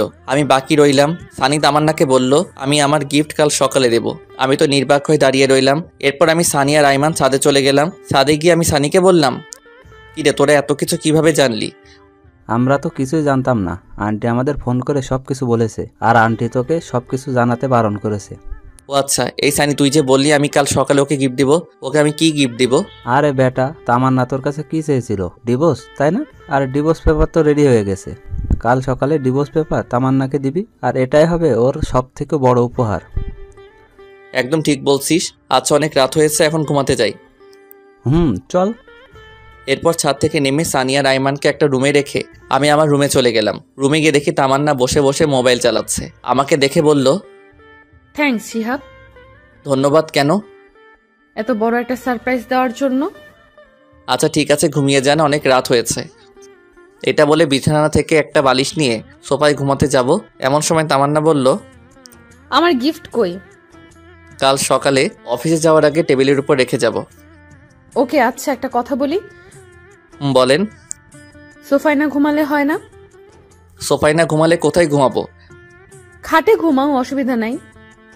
নো থ্যাঙ্কস, লাগবে না, আপনি ঘুমিয়ে যান। আর কিছু না বলেই ঘুমিয়ে পড়লাম। সকালে ঘুম থেকে উঠে দেখি তামান্না আমার আগেই ঘুম থেকে উঠে গেছে। আমি ফ্রেশ হয়ে ডাইনিং টেবিলে গিয়ে দেখি আম্মু রান্না করছে আর তামান্না সবকিছু ডাইনিং টেবিলে গুছিয়ে রাখছে। তারপর নাস্তা করে রুমে এসে ডিভোর্স পেপারটা হাতে নিলাম। অনেক কষ্ট হচ্ছে ডিভোর্স পেপারটা নিয়ে অনেকক্ষণ ধরে দাঁড়িয়ে আছি, সাইন করতে পারছি না। মেয়েটাকে অনেক ভালোবেসে ফেলেছিলাম, কিন্তু কি করার, হয়তো সে অন্য কারো কাছে ভালো থাকবে আমার থেকে, আর আমিও চাই সে সবসময় ভালো থাকুক। মনকে শক্ত করে সাইনটা করেই ফেললাম। ডিভোর্স পেপারের সাথে আরেকটা ছোট চিরকুট লিখলাম, আজ আপনার জন্মদিনের সবথেকে বড় উপহারটা দেওয়ার চেষ্টা করলাম। আমি জানি এই উপহারটা আপনার জন্য সবথেকে বেস্ট, যেটা আপনি আমার থেকে চেয়েছিলেন। আশা করি আপনিও সাইনটা করে দিবেন। দোয়া করি সবসময় ভালো থাকবেন, আর পারলে আমাকে মাফ করে দিবেন আপনাকে অনেক কষ্ট দেওয়ার জন্য। আর আমি চাই আপনি সবসময় ভালো থাকেন। এরপর চিরকুট আর ডিভোর্স পেপার টেবিলের ওপর রেখে অফিসে চলে গেলাম। অফিসে যাওয়ার পথে অনেক পুরাতন একটা বন্ধুর সাথে দেখা, তারপর তার সাথে অনেকক্ষণ আড্ডা দিলাম। বন্ধুর সাথে আড্ডা দেওয়াতে অফিসে যেতে 20 মিনিট দেরি হলো। এরপর দেরিতে অফিসে যাওয়ার জন্য বসের অনেক ঝাড়ি শুনতে হলো। রাগে মোবাইলটা সাইলেন্ট করে রেখে কাজ করতে শুরু করি। অন্য দিনের তুলনায় আজকে একটু কাজের চাপ বেশি, কিন্তু কিছুই করার নাই। বেশি বাড়াবাড়ি করলে চাকরি থেকে বের করে দেওয়া হবে। বিকেলবেলা অফিস শেষে পকেট থেকে মোবাইলটা বের করতেই আমি পুরো অবাক হয়ে গেলাম। আম্মু 122টা কল দিয়েছে। তামান্নার আম্মুও অনেকগুলো কল দিয়েছে। সানি, আইমানের কোনো মেসেজগুলো দেখে আমি তো আরও অবাক। একসাথে এতগুলো মেসেজ, এতগুলো কল, ব্যাপারটা কি কিছুই তো বুঝতেছি না। আর এতগুলো কল SMS আসলো, আমি টেরই পাইলাম না। মোবাইলটা হাতে নিয়ে দেখি তামান্না আম্মু আবার ফোন দিছে। হ্যালো, কোনো কথা বলছে না, শুধু কান্না করছে। তারপর আমি কলটা কেটে আমার আম্মুর কাছে কল দিলাম। আম্মু কল ধরছে না। এখন কি করব কিছুই তো বুঝতে পারছি না। আবার আইমানকে কল করলাম। হ্যালো দোস্ত, কি অবস্থা? কিরে, তোর এতবার কল দিলাম, কল ধরিস না কেন? আসলে অফিসে কাজের চাপ একটু বেশি তো, তাই। তো এখন কোথায় আছিস? এই তো 3 রাস্তার মোড়ে আছি। তাড়াতাড়ি মোহাম্মদ আলী হাসপাতালে চলে আয়। কেন, কার কি হয়েছে? তামান্না সুসাইড করতে নিছিল, আমরা সবাই মিলে ওকে হাসপাতালে নিয়ে আসছি। কি, সুইসাইড করতে নিছিল ও? মানে দাঁড়া, আমি এখনই আসছি। তাড়াতাড়ি আয়। তাই বলে আমি ফোনটা রেখে হাসপাতালের দিকে রওনা দিলাম। কেমন যেন টেনশন লাগছে। তামান্না হঠাৎ করে সুইসাইড করতে গেল কেন? হাসপাতালে গিয়ে দেখি আম্মু, তামান্নার আম্মু, সানি আর আয়নার বাইরে বসে আছে। আমাকে দেখে সবাই উঠে দাঁড়ালো, আর আম্মু তো এসে আমাকে একটা ঠাস করে চড় মারলো। আমি আবুলের মতো গালে হাত দিয়ে দাঁড়িয়ে রইলাম। একটু পর তামান্নার আম্মু বলল, বাবা, তোমার সাথে কি তামান্নার কিছু হয়েছে? কই, আমার সাথে তো কিছু হয়নি। তাহলে ও সুইসাইড করতে গেল কেন? আমি মাথা নিচু করে দাঁড়িয়ে আছি। আম্মু এসে বলল, তোকে এতবার কল করলাম, কল ধরিস না কেন? অফিসে কাজের চাপ ছিল, তাই মোবাইলটা সাইলেন্ট করে রেখেছিলাম। লাগবে না তোর চাকরি করা। আজকের পর থেকে তুই আর চাকরি করতে যাবি না। আর তুই আমাকে মিথ্যে বলছিস কেন? আমি কি মিথ্যা বলছি? তামান্না এতদিন তোর সাথে যা যা করেছে আমাকে জানাসনি কেন? তোমাকে এসব কে বলেছে? আম্মু সানি আর আইমানের দিকে দেখিয়ে দিল। আমি বুঝে গেলাম ওরাই আম্মুকে সব ঘটনা বলে দিছে। সানি, পাড়া, আইমানের দিকে আমি রাগী দৃষ্টিতে তাকালাম। ওরা নিচের দিকে তাকিয়ে আছে। এমন সময় ডাক্তার এসে বলল, রোগীর জ্ঞান ফিরেছে। এটা শুনে আম্মু আর তামান্নার আম্মু ভিতরে চলে গেল। সানি আর আইমান যেতে চাইলো, কিন্তু আমি ওদের দুজনকে ধরে বললাম, এই তোদের মধ্যে আম্মুকে সব কথা কে বলেছে? কিরে, কথা বলছিস না কেন? আমরা দুজনেই বলেছি। কেন বলছিস? জানিস আম্মু কত কষ্ট পাবে এখন? কারণ তামান্নাকে আম্মু পছন্দ করে, আমার সাথে বিয়ে দিয়েছে। আন্টিকে না বলে উপায় ছিল না। আন্টি আমাদের যেভাবে চাপের মুখে ফেলে রেখেছিল, তাতে আমরা না বলে কোনো উপায় খুঁজে পাইনি। সরি দোস্ত। দূর শালা। দোস্ত, একটা কথা বলি।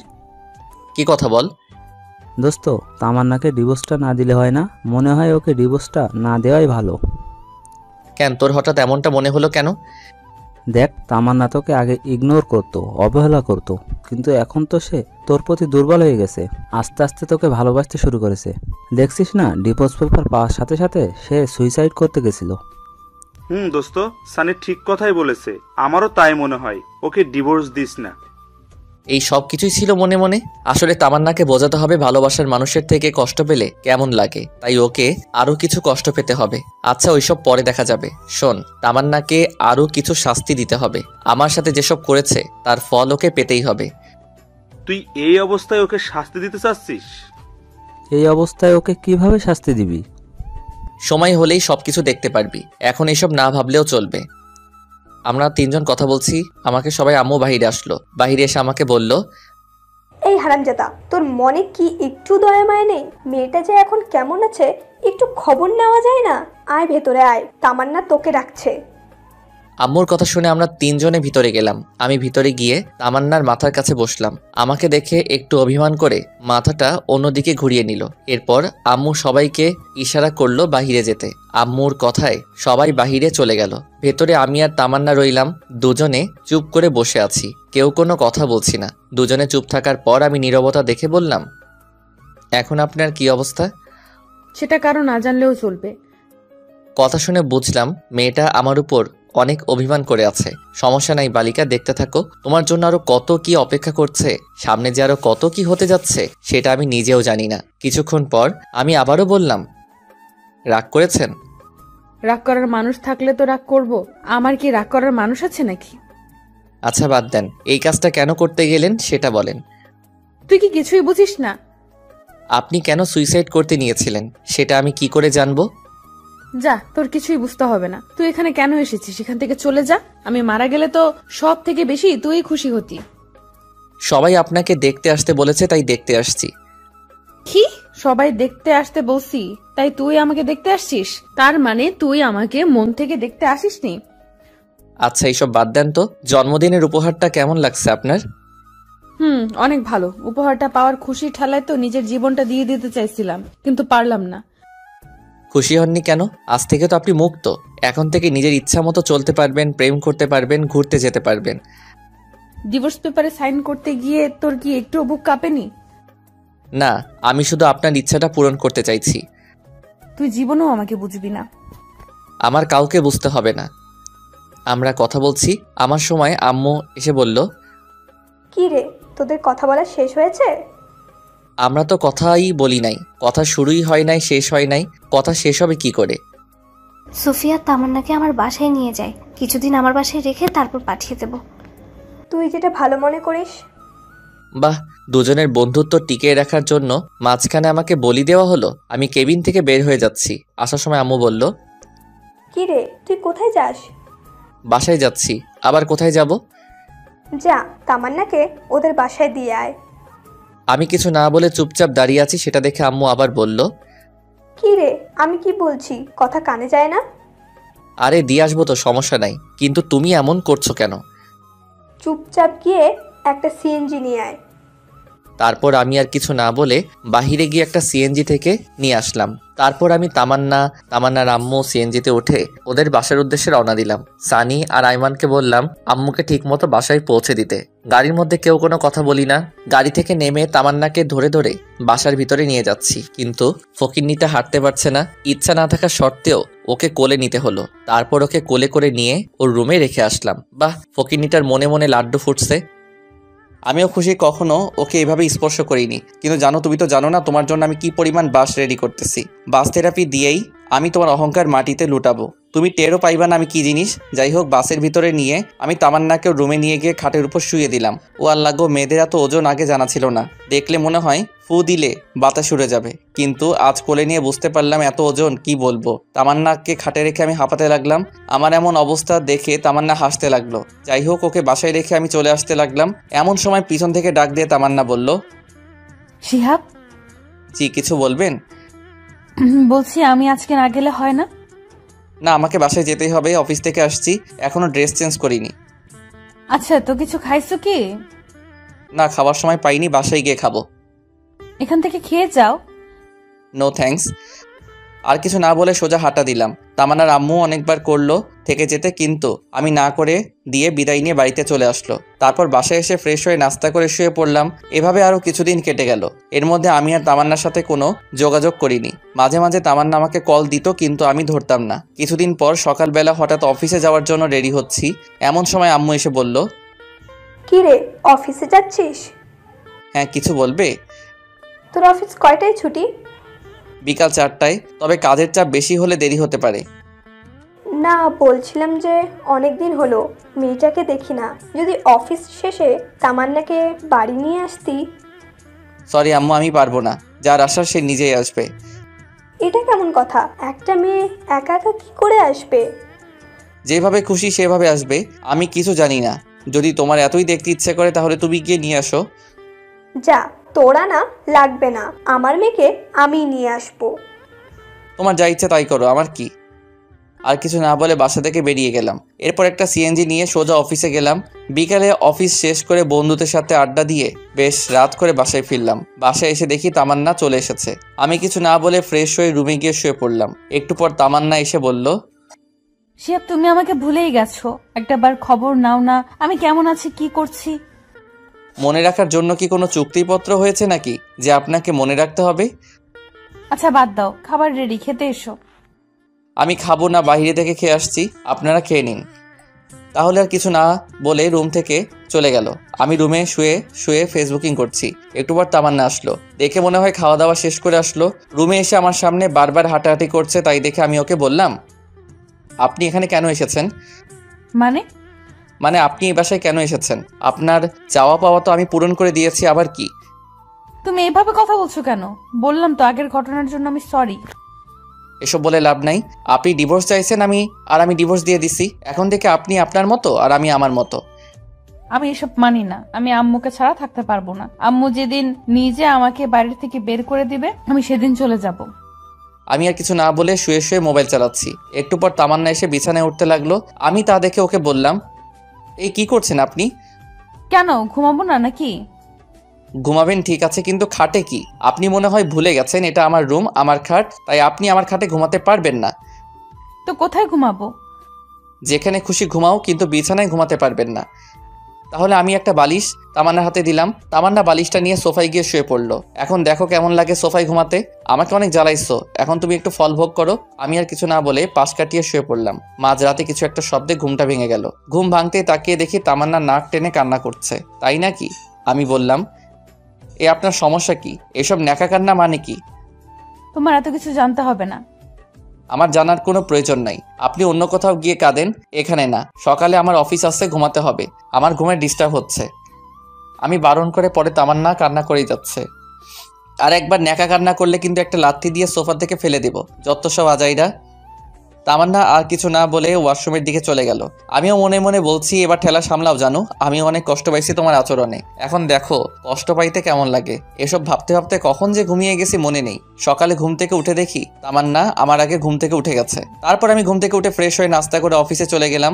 অফিস শেষে সানিয়া রাইমানকে কল করে পুকুর পাড়ে আসতে বললাম। আমি পুকুর পাড়ে এসে দেখি আমার আগেই ওরা এসে বসে আছে। কিরে, কি অবস্থা তোদের? বেকার মানুষের আবার অবস্থা। আমরা তো আর তোর মতো টাকা ইনকাম করতে পারছি না, বাপের টাকায় বসে বসে খাচ্ছি। আচ্ছা বাদ দে, চল ওই পাশে গিয়ে বসি। চল। তারপর ওই পাশে গিয়ে বসে কথা বলতে লাগলাম। কিরে তামান্না, কি খবর এখন? ভালোই। যাক, ভালো হলেই ভালো। কিন্তু দোস্ত, আমি একটা বিষয় কিছুতেই বুঝতে পারছি না। কি? তামান্নাকে ডিভোর্স দিলাম, সেটার কোনো খবর নাই, আবার আমার বাড়ি থেকেও যাচ্ছে না। আরে বোকা, ও যাবে কি করে? ও তো এখন তোকে ভালোবেসে ফেলেছে। আচ্ছা দোস্ত, যা হয়েছে সব ভুলে যা। এখন সবকিছু ঠিক করে নিয়ে নতুন করে জীবন শুরু কর, এটাই ভালো হবে। আরে না না, তাও আরো কিছু শাস্তি দিতেই হবে। এই শিয়াব শোন। চল। তামান্না তোকে কলেজের সবার সামনে অপমান করেছে না? তুইও কি ওকে কলেজের সবার সামনে অপমান করবি? সেটা কি করে? আচ্ছা তাহলে শোন। ও মাই গুডনেস, সানি এত বড় একটা প্ল্যান, বল কি বলবো। আমি তো এটা কখনো ভাবিনি। কি আপনারা কিছু বুঝতে পারছেন না তাই তো?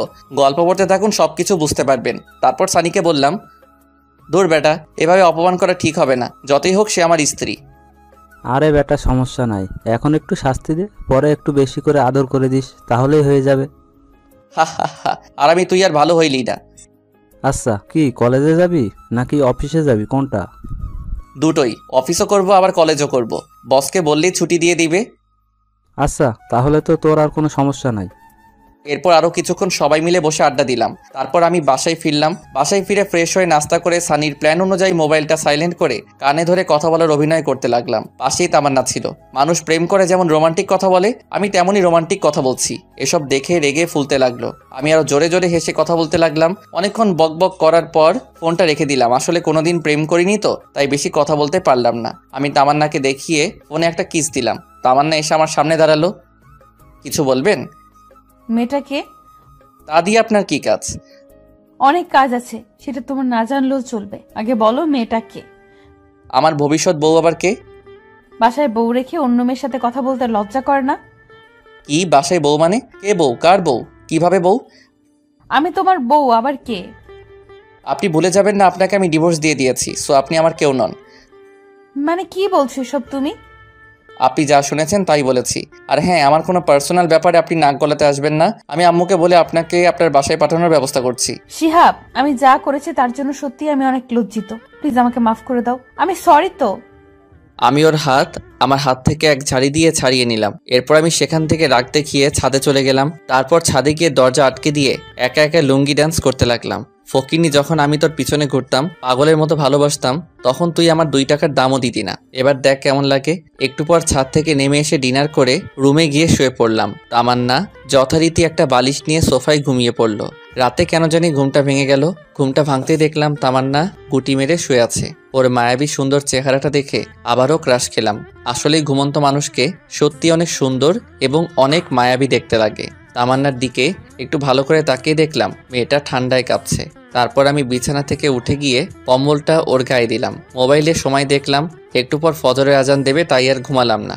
বিছানা থেকে উঠে এসে আজান দেওয়ার সাথে সাথে মসজিদে গিয়ে নামাজ আদায় করে আসলাম।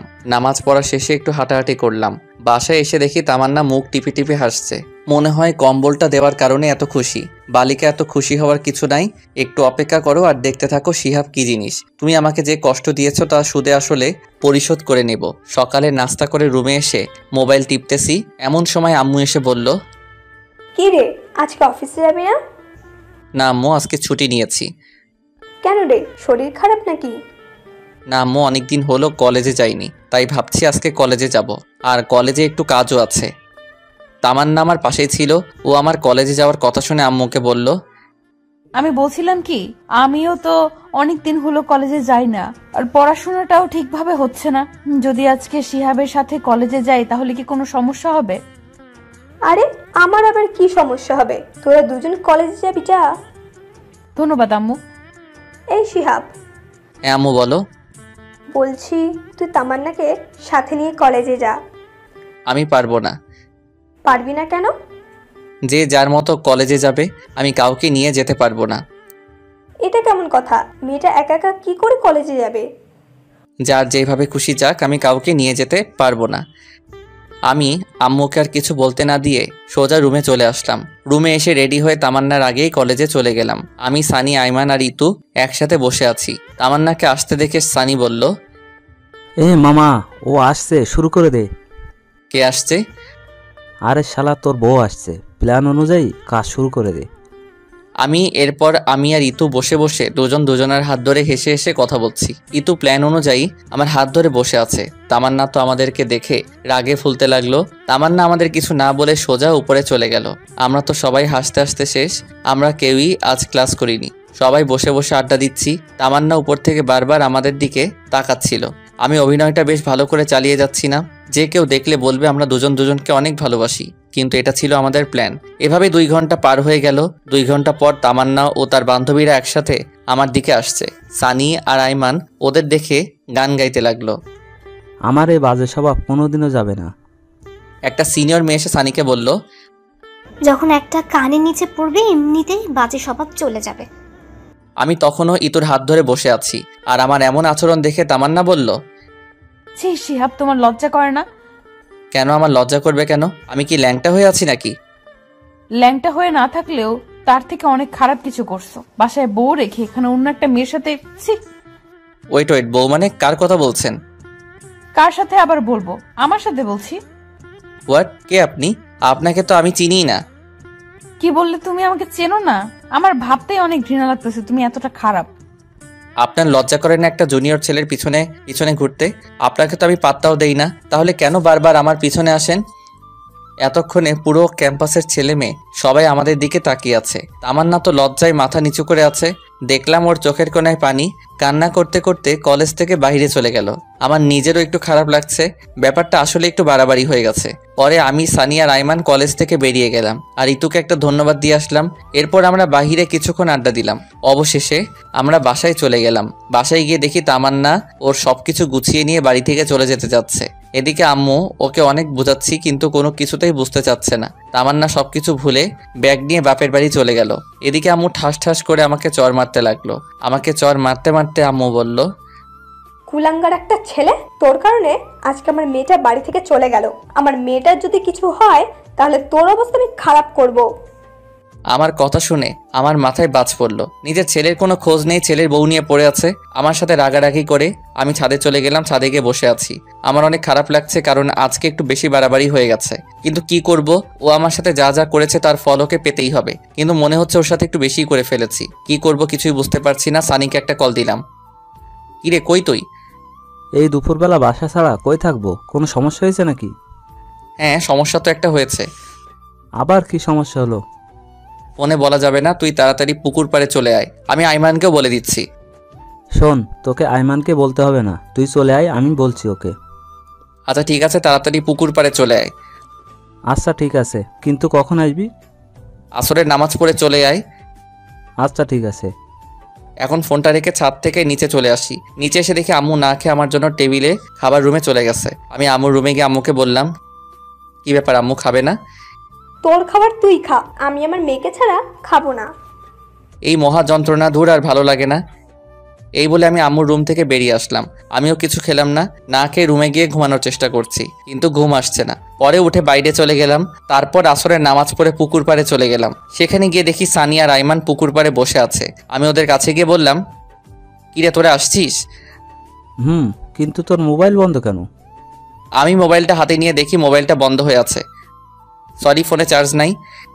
আচ্ছা বল, কি সমস্যা? এখন ওদের দুজনকে সবকিছু খুলে বললাম। আমার কথা শুনে আইমান বলল, শিহাব, আমার মনে হয় তোর এখন তামান্নাদের বাসায় যাওয়া উচিত। দূর, আমি সেখানে গিয়ে কি করব? তুই তামান্নার কাছে সবকিছুর জন্য মাপ চাইবি, আর ওকে বলবি ডিভোর্স পেপারটা নকল ছিল।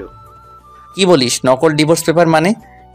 হ্যাঁ, আমি জানতাম একদিন সবকিছু ঠিক হয়ে যাবে, তাই তোর সাথে একটু অভিনয় করছি। শালা, তোরা তো মির্জাফরের থেকে অনেক বড় প্রতারক। আচ্ছা, এসব এখন বাদ দে তো। তুই তামান্নাদের বাড়িতে যাবি কিনা তাই বল। শালা, তোরা আমার সাথে যা করলি, আমি কোথাও যাব না। তাহলে বসে বসে আঙুল চোষ। তামান্না কি আমাকে মেনে নিবে? দেখলি না, তামান্না তোকে অন্য কারোর সাথে সহ্য করতে পারে না। সেটা তো আগে ছিল, কিন্তু কাল কলেজে ওর সাথে যা করলাম, তারপরেও কি ও আমাকে মেনে নিবে? চেষ্টা করতে তো আর নিষেধ নেই নাকি? তোকে তো আগেই বলেছিলাম, যা করবি চিন্তা ভাবনা করে করবি। শালা তুই চুপ থাক, আজ তোর বুদ্ধিতেই এমন হয়েছে। আজ তোর কথা না শুনলে কিছুই হতো না। আরে আমি কি জানতাম নাকি যে তামান্না ওর বাবার বাসায় চলে যাবে? আচ্ছা, এখন সব বাদ দে তো, এখন কি করা যায় সেটা ভাব। আচ্ছা চল, কিছু খেয়ে আসি আগে। তোর তো খাওয়া ছাড়া আর কোনো কথাই নেই। এই, তুই কি এখন ওদের বাসায় যাবি? না, যাব না। যদি যেতেই হয় তাহলে কাল যাব। ওদের সাথে আরো কিছুক্ষণ আড্ডা দিলাম। কিছুক্ষণ পর বাসায় গেলাম। রাত প্রায় 10টা, কিন্তু আম্মু খাইতে আসলো না। একা খাইতে বসছি, এমন সময় তামান্নার আম্মু ফোন দিল। হ্যালো। পুরোটা বলার আগেই তামান্নার আম্মু কান্না করে দিল। বাবা তুমি কই? আমি তো বাসায়। আপনি কান্না করছেন কেন? কোনো সমস্যা হলো নাকি? তামান্না। আর কিছু না বলেই কল কেটে দিল। আমি আবার কল দিলাম, কিন্তু কল আর কেউ ধরছে না। না, আর বসে থাকা যায় না। তামান্নার যে আবার কি হয়েছে আল্লাহ ভালো জানে। আমি সানি আর আইমানকে কল করে রেডি হতে বলে আমি বাসা থেকে বের হয়ে একটা সিএনজি নিলাম। মাঝপথে সানি আর আইমানকে তুলে নিলাম। তারপরে আইমান আমাকে বলল, কিরে এত রাতে আবার কি হলো? একটু আগে তামান্নার আম্মু ফোন করে কান্না করতে লাগলো। কিছুই বুঝলাম না। কেন, আবার কি হয়েছে? আমি তো জানি না, আমায় তো কিছুই বললো না, শুধু কান্না করছিল আর হুট করে কল কেটে দিল। তারপর আমি অনেকবার কল করলাম, কিন্তু ধরলো না। আল্লাহ জানেন কি হয়েছে। ওদের সাথে কথা বলতে বলতে তামান্নার বাসার সামনে চলে আসলাম। অনেকবার কলিং বেল বাজালাম, কিন্তু ভেতর থেকে কারো কোনো আওয়াজ নেই। দরজা ধাক্কা দিলাম, কিন্তু তাতেও কোনো কাজ হলো না। পরে সানি বলল দরজা ভেঙে ফেলতে। তারপর দরজা ভাঙার চেষ্টা করলাম, কিন্তু পারছিলাম না। তিনজনে অনেক কষ্ট করার পর দরজা ভেঙে ফেললাম। দরজা ভাঙার পর ভিতরে গিয়ে তো আমার মাথায় আকাশ ভেঙে পড়লো। তামান্নার বাম হাতটা কাটা, ফিনকি দিয়ে রক্ত বের হচ্ছে। তামান্না অচেতন অবস্থায় পড়ে আছে, রক্তে পুরো ফ্লোর লাল হয়ে গেছে। অতিরিক্ত রক্তক্ষরণের কারণে তামান্না জ্ঞান হারিয়ে ফেলেছে। ওর এই অবস্থা দেখে তো আমি ভয়ে কাঁপতে লাগলাম। আমি কি করব কিছু বুঝতে পারছি না। আচ্ছা, তামান্না এখানে পড়ে আছে, কিন্তু ওর মা কোথায়? তামান্নার মাকে খোঁজার জন্য তামান্নার মায়ের রুমে গেলাম। তামান্না মায়ের রুমে গিয়ে দেখলাম তামান্নার আম্মু খাটের উপর উল্টা হয়ে পড়ে আছে। খাটের উপর পা পিছলে পড়ে মাথায় আঘাত খেয়ে অজ্ঞান হয়ে আছে। দেখে মনে হচ্ছে তাড়াহুড়ো করতে গিয়ে পা মোচড় খেয়ে খাটের উপর জোরে পড়ে গেছে, যার কারণে মাথায় আঘাত লেগে অজ্ঞান হয়ে গেছে। কি করব কিছুই বুঝতে পারছি না। আমার শার্টটা খুলে তামান্নার হাত বেঁধে নিলাম, যাতে আর রক্ত না বের হয়। এরপর দুজনকে একসাথে হাসপাতালে নিয়ে গেলাম। ওদের দুজনকে এমার্জেন্সিতে দিয়ে আমি বাহিরে অপেক্ষা করছি। নিজের অজান্তেই চোখ দিয়ে পানি ঝরতে লাগলো।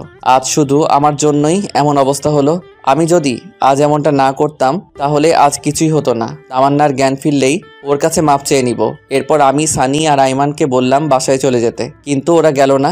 একটু পর ডাক্তার বাহিরে এসে বলল, আচ্ছা রোগী আপনার কি হয়? আমার স্ত্রী হয়। আছে, শুনুন। রোগীর অতিরিক্ত রক্তক্ষরণ হয়েছে, জরুরি রক্তের ব্যবস্থা করুন। জি বলুন, কোন গ্রুপের রক্ত লাগবে? আমরা এখানে 3 জন আছি। A B positive. আমার এ পজিটিভ। আমার ও পজিটিভ। আমার বি পজিটিভ। আচ্ছা, আপনারা 3 জনেই আসেন। এরপর 3 জনেই রক্ত দিলাম। একটু পর শাশুড়ি আমার জ্ঞান ফিরল, উনি ঘুমাচ্ছে। এদিকে আমি তামান্নার কাছে গিয়ে ওর পাশে বসলাম। আমি নিশ্চুপ হয়ে তামান্নার দিকে তাকিয়ে আছি। তারপর ওর হাতটা ধরে ওর মায়াবী মুখটা দেখতে দেখতে কখন ঘুমিয়ে গেছি বুঝতেই পারিনি। সকালে ঘুম ভাঙলো কারো হাতের স্পর্শে। তাকিয়ে দেখি তামান্না আমার মাথায় হাত বুলাচ্ছে। আমার ঘুম ভাঙা দেখে ও মুখটা অন্যদিকে ঘুরিয়ে কালো করে বসে রইল। সেটা দেখে আমি তামান্নাকে বললাম, কি ব্যাপার, আপনি এমন করলেন কেন? সেটা কাউকে জানতে হবে না, আমার যা মনে হয়েছে তাই করেছি। আপনি এমন পাগলামি কেন করলেন বলেন? কি করব বলো? আমি তো তোমাকে কষ্ট দিয়েছি, অপমান করেছি, তোমার সাথে অনেক খারাপ ব্যবহার করেছি। তুমি তো কোনোদিন আমাকে ক্ষমা করবে না। তাই বলে সুইসাইড করবেন? এর আগেও আপনি এমন করেছেন। আমি মরলে তোমার কি? এটা শোনার সাথে সাথে ঠাস করে ওর গালে একটা চর বসিয়ে দিলাম। আমার চর মারা দেখে তামান্না আমাকে বলল, তুমি আমাকে মারলে? আপনাকে মেরেছি, বেশ করেছি। আমি আমার বউকে মেরেছি, কার কি? বউ? তাহলে সেদিন ডিভোর্স লেটার কেন দিলে? আরে ওইটা ডিভোর্স পেপার ছিল না, জন্মদিনের কার্ড ছিল। আর ওই চিঠিটা তো আমি এমনি এমনি বানিয়ে লিখেছি। তাহলে কাল কলেজে এমন কেন করলে? আপনি যে আমাকে অপমান করেছিলেন, আর তাই আপনাকে বোঝাতে চেয়েছিলাম। আপনার কেমন লাগে? অনেক হারামি তুই। আমি কি একটু ভেতরে আসতে পারি? আম্মু দরজার সামনে দাঁড়িয়ে বলল, না, এখন ভেতরে কারো আসা যাবে না। যদি কেউ আসতে চায় তাহলে পরে আসবে। তামান্না আমাকে জড়িয়ে ধরে এসব কথা বলল। এই কি করছেন? আম্মু দেখছে তো? দেখলি দেখুক, তাতে আমার কি? আমি আমার স্বামীকে আদর করব, কার কি? তাই বলে আম্মুর সামনে? এই হাদারাম, কিছু শেখ। আচ্ছা তোমরা তাহলে থাকো, আমি যাই। তাই বলে আম্মু শাশুড়ি আমার কাছে গিয়ে গল্প করতে লাগলো। এরপর আমি বাহিরে গিয়ে দেখলাম সানিয়া রাইমান দুজনে একটা টুলের উপর একজন আরেকজনের উপর উল্টো হয়ে শুয়ে আছে। দেখেই আমার প্রচুর হাসি পাচ্ছে। আমি পকেট থেকে ফোনটা বের করে কিছুক্ষণ ভিডিও করলাম। তারপর ওদের দুজনকে জাগালাম। এরপর সবাইরে নাস্তা করার জন্য বাহিরে গেলাম। সকালে নাস্তা করা শেষে তামান্নার জন্য নাস্তা প্যাকেট করে নিয়ে আসলাম। নাস্তার প্যাকেট নিয়ে ডাক্তারকে বললাম, ডাক্তার সাহেব। জি বলেন। আমি কি আমার রোগীদের বাসায় নিয়ে যেতে পারি? জি পারবেন, তবে শুধুমাত্র আপনার শাশুড়ি মাকে। আপনার স্ত্রীকে আরো 2 দিন রাখতে হবে। আচ্ছা ঠিক আছে। এরপর আমি আম্মুর কাছে গিয়ে বললাম, ডাক্তার বাসায় যেতে বলল। ওকে, তাহলে সবাইকে নিয়ে বাসায় চল। এখানে থেকে কি করব? আম্মু শুধু আন্টিকে নিয়ে যেতে। আমি শুনেছি তামান্নাকে আরো 2 দিন থাকতে হবে এখানে। তুমি ওনাকে আমাদের বাসায় নিয়ে যাও, কিছুদিন রেস্ট নিক। আচ্ছা ঠিক আছে, কিন্তু তামান্নাকে কে সামলাবে? আম্মু আমি আছি। কেন? আচ্ছা, তাহলে তুই ওর ভালো করে যত্ন নিস। আমরা যাই। আচ্ছা ঠিক আছে, যাও। এরপর সানিয়া রাইমানকে সাথে দিয়ে আমি এবং আমার আম্মুকে বাসায় পাঠিয়ে দিলাম। এরপর আমি তামান্নার কাছে গেলাম। এখন কি অবস্থা আপনার? আগের থেকে একটু ভালো। এই শোনো না। হ্যাঁ বলেন। আমি না একজনকে খুব ভালোবাসি। কাকে? আমার এই জুনিয়র বরটাকে। কথাটা শোনো। আমি একটু অন্যদিকে তাকিয়ে মুচকে মুচকে হাসতেছিলাম। হঠাৎ তামান্না আমার মুখটা টেনে ওর মুখের কাছে নিয়ে একটা ভালোবাসার ছোঁয়া এঁকে দিল। আর তারপর বলল, এই আমাদের বিয়ে হয়েছে ঠিক, কিন্তু আমরা তো এখনো বাসর করিনি। চলো না আজকে আমরা বাসর করে নেই। একদমই না। ডাক্তার বলেছে আপনাকে আরো 2 দিন এখানে থাকতে হবে। তাই যা হবার বাসায় গিয়ে হবে। এখানে চুপচাপ রেস্ট নেন। এমনি রোমান্টিকভাবে আরো 2 দিন পেরিয়ে গেল। তারপর আমি তামান্নাকে নিয়ে বাসায় ফিরলাম। কিন্তু তাহলে দরজার সামনে দাঁড়িয়ে পড়লো, ভিতরে যেতে চাচ্ছে না। তাই দেখে আমি বললাম, কি ব্যাপার, এখানে দাঁড়িয়ে থাকলেন কেন? কেউ যদি আমাকে কোলে করে বাসার ভেতরে নিয়ে যায় তাহলে যাব, না হলে ভেতরে যাব না। আমি বুঝতে পারলাম সে আমাকে উদ্দেশ্য করে কথাটা বলল। কি আর করার, ওকে কোলে করে নিয়ে বাসার ভিতরে গিয়ে বিছানার উপর রাখলাম। এরপর আমি ওকে রেখে চলে আসতে যাব, এমন সময় আমার হাতটা ধরে একটা টান দিল। আমি নিজেকে স্থির রাখতে না পেরে সোজা তামান্নার গায়ের উপর পড়ে গেলাম। এটা কি হলো? আমার বরকে আমার যা ইচ্ছা তাই করব, তাতে তোর কি? আমার কি দেখাবো? দেখা দেখি। এটা বলে যখনই আমি আমার মাথাটা তামান্নার দিকে এগিয়ে নিয়ে যাচ্ছিলাম, এমন সময় সানি রুমে আসলো। মামা, আদর একটু পরেও করতে পারবা, এখন একটু বাইরে আসো। শালা, তুই আর আসার সময় পাইলি না? তামান্না লজ্জা পেয়ে অন্যদিকে মুখ করে বসে রইল। আমি বাহিরে গিয়ে সানিকে বললাম, শালা এখন বল, এই অসময় ডাকলি কেন? তোমাকে কিছু জানতে হবে না, 5,000 টাকা দে। কিন্তু এত টাকা দিয়ে কি করবি? তোকে দিতে বলেছি, দে। এত কথা বলিস কেন? আমার কাছে তো এখন এত টাকা নাই, হাসপাতালের বিল দিয়ে সব শেষ হয়ে গেছে। আচ্ছা ঠিক আছে, তোকে দিতে হবে না, থাক আমরা যাই। আর বিকালে পুকুর পাড়ে আসিস, আড্ডা দেওয়া যাবে। আচ্ছা ঠিক আছে। এরপর সানি আর আইমান চলে গেল। এরপর আমি গোসল করে তামান্নাকে নাস্তা করিয়ে আমিও নাস্তা করে একটু রেস্ট নিলাম। বিকেলবেলা পুকুর পাড়ে চলে গেলাম। এরপর 3 জন মিলে অনেকক্ষণ আড্ডা দিলাম, অনেকক্ষণ 3 জনের ঘোরাঘুরি করলাম। রাত প্রায় 9টা এমন সময় সানি বলল, মামা আমার যেতে হবে, একটা জরুরি কাজ আছে। আমারও কাজ আছে, আমাকেও যেতে হবে। তাই বলে ওরা 2 জন চলে গেল। এদিকে আমিও বাসায় চলে আসলাম। বাসায় এসে তামান্নার কাছে গেলাম। কি ব্যাপার, এতক্ষণ কই ছিলে? এই তো একটু বাইরে ছিলাম। কেন, আপনার কোনো সমস্যা হয়েছে কি? ওই, তুমি এখনো আমাকে আপনি করে বলছো মানে? তো কি করে বলবো? তুমি করে বলবা। আচ্ছা ঠিক আছে। আচ্ছা শোনো, আমাদের তো বাসায় হয়নি, চলো আজকে আমরা বাসর করি। কোনো আয়োজন ছাড়া বাসর করব? না থাক, কালকে সব আয়োজন করে তারপর বাসর করব। আজকে থাকো। তোমাকে বলছি মানে আজকে। এটা বলে তামান্না বিছানা থেকে উঠে আলমারি থেকে আমার জন্য একটা শেরওয়ানি বের করলো আর একটা শাড়ি বের করলো। আমাকে শেরওয়ানি দিয়ে বলল, যাও, এই শেরওয়ানিটা পরে 2 ঘন্টা পরে রুমে আসবে। 2 ঘন্টা পরে কেন? সেটা আসলেই বুঝতে পারবে, এখন যাও। আচ্ছা, এখানে পরে নেই না? তোমাকে বলছি না বাইরে যেতে।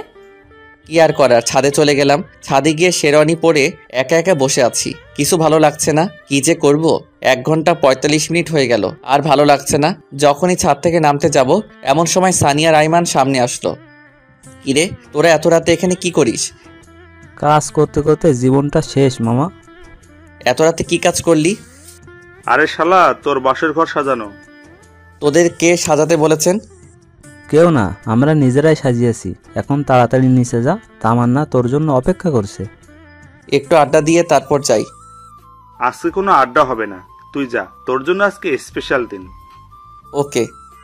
তারপর আমি রুমের সামনে গিয়ে দাঁড়িয়ে আছি। কেমন যেন ভয় লাগছে, আবার লজ্জা লাগছে। কিছুক্ষণ আগেও তো তামান্নার সাথে কথা বলে আসলাম, তাহলে এখন লজ্জা লাগছে কেন? তোর যা হওয়ার হবে, আগে ভিতরে তো যাই। এরপর 1 কেজি সাহস নিয়ে ভিতরে চলে গেলাম। ভিতরে গিয়ে দেখি তামান্না একটা লম্বা ঘোমটা দিয়ে বিছানার উপর বসে আছে। আমাকে দেখে বিছানা থেকে নেমে আমার পা ছুঁয়ে সালাম করতে যাবে, এমন সময় আমি ওর হাত ধরে বললাম, আরে আরে কি করছো? দেখছো না সালাম করতেছি। আরে, জুনিয়রদের সালাম করতে হয় না?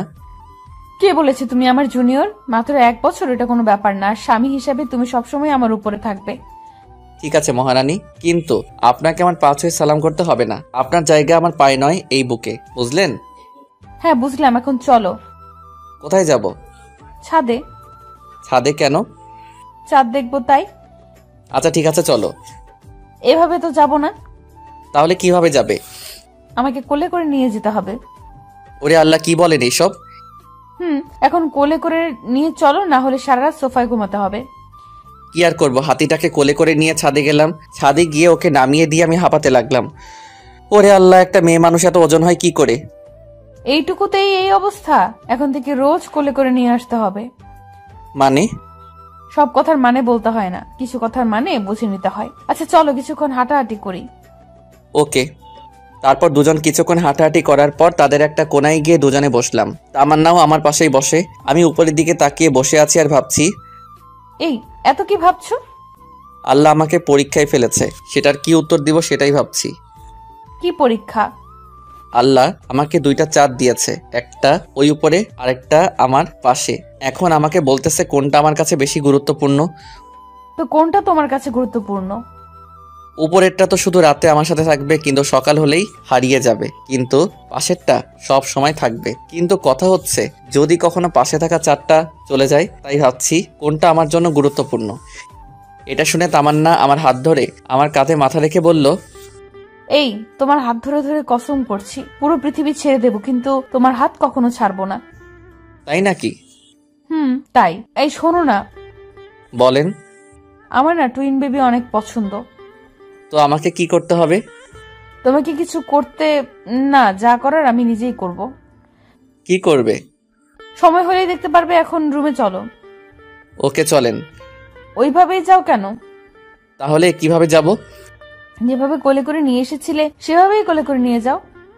কি আর করার, আবারও কোলে করে নিয়ে গেলাম। খাটে রেখে আমি ওয়াশরুমের দিকে যাচ্ছি, এমন সময় আমার কলার ধরে টান দিয়ে বলল, এই কই যাস? এই তো একটু আসছি।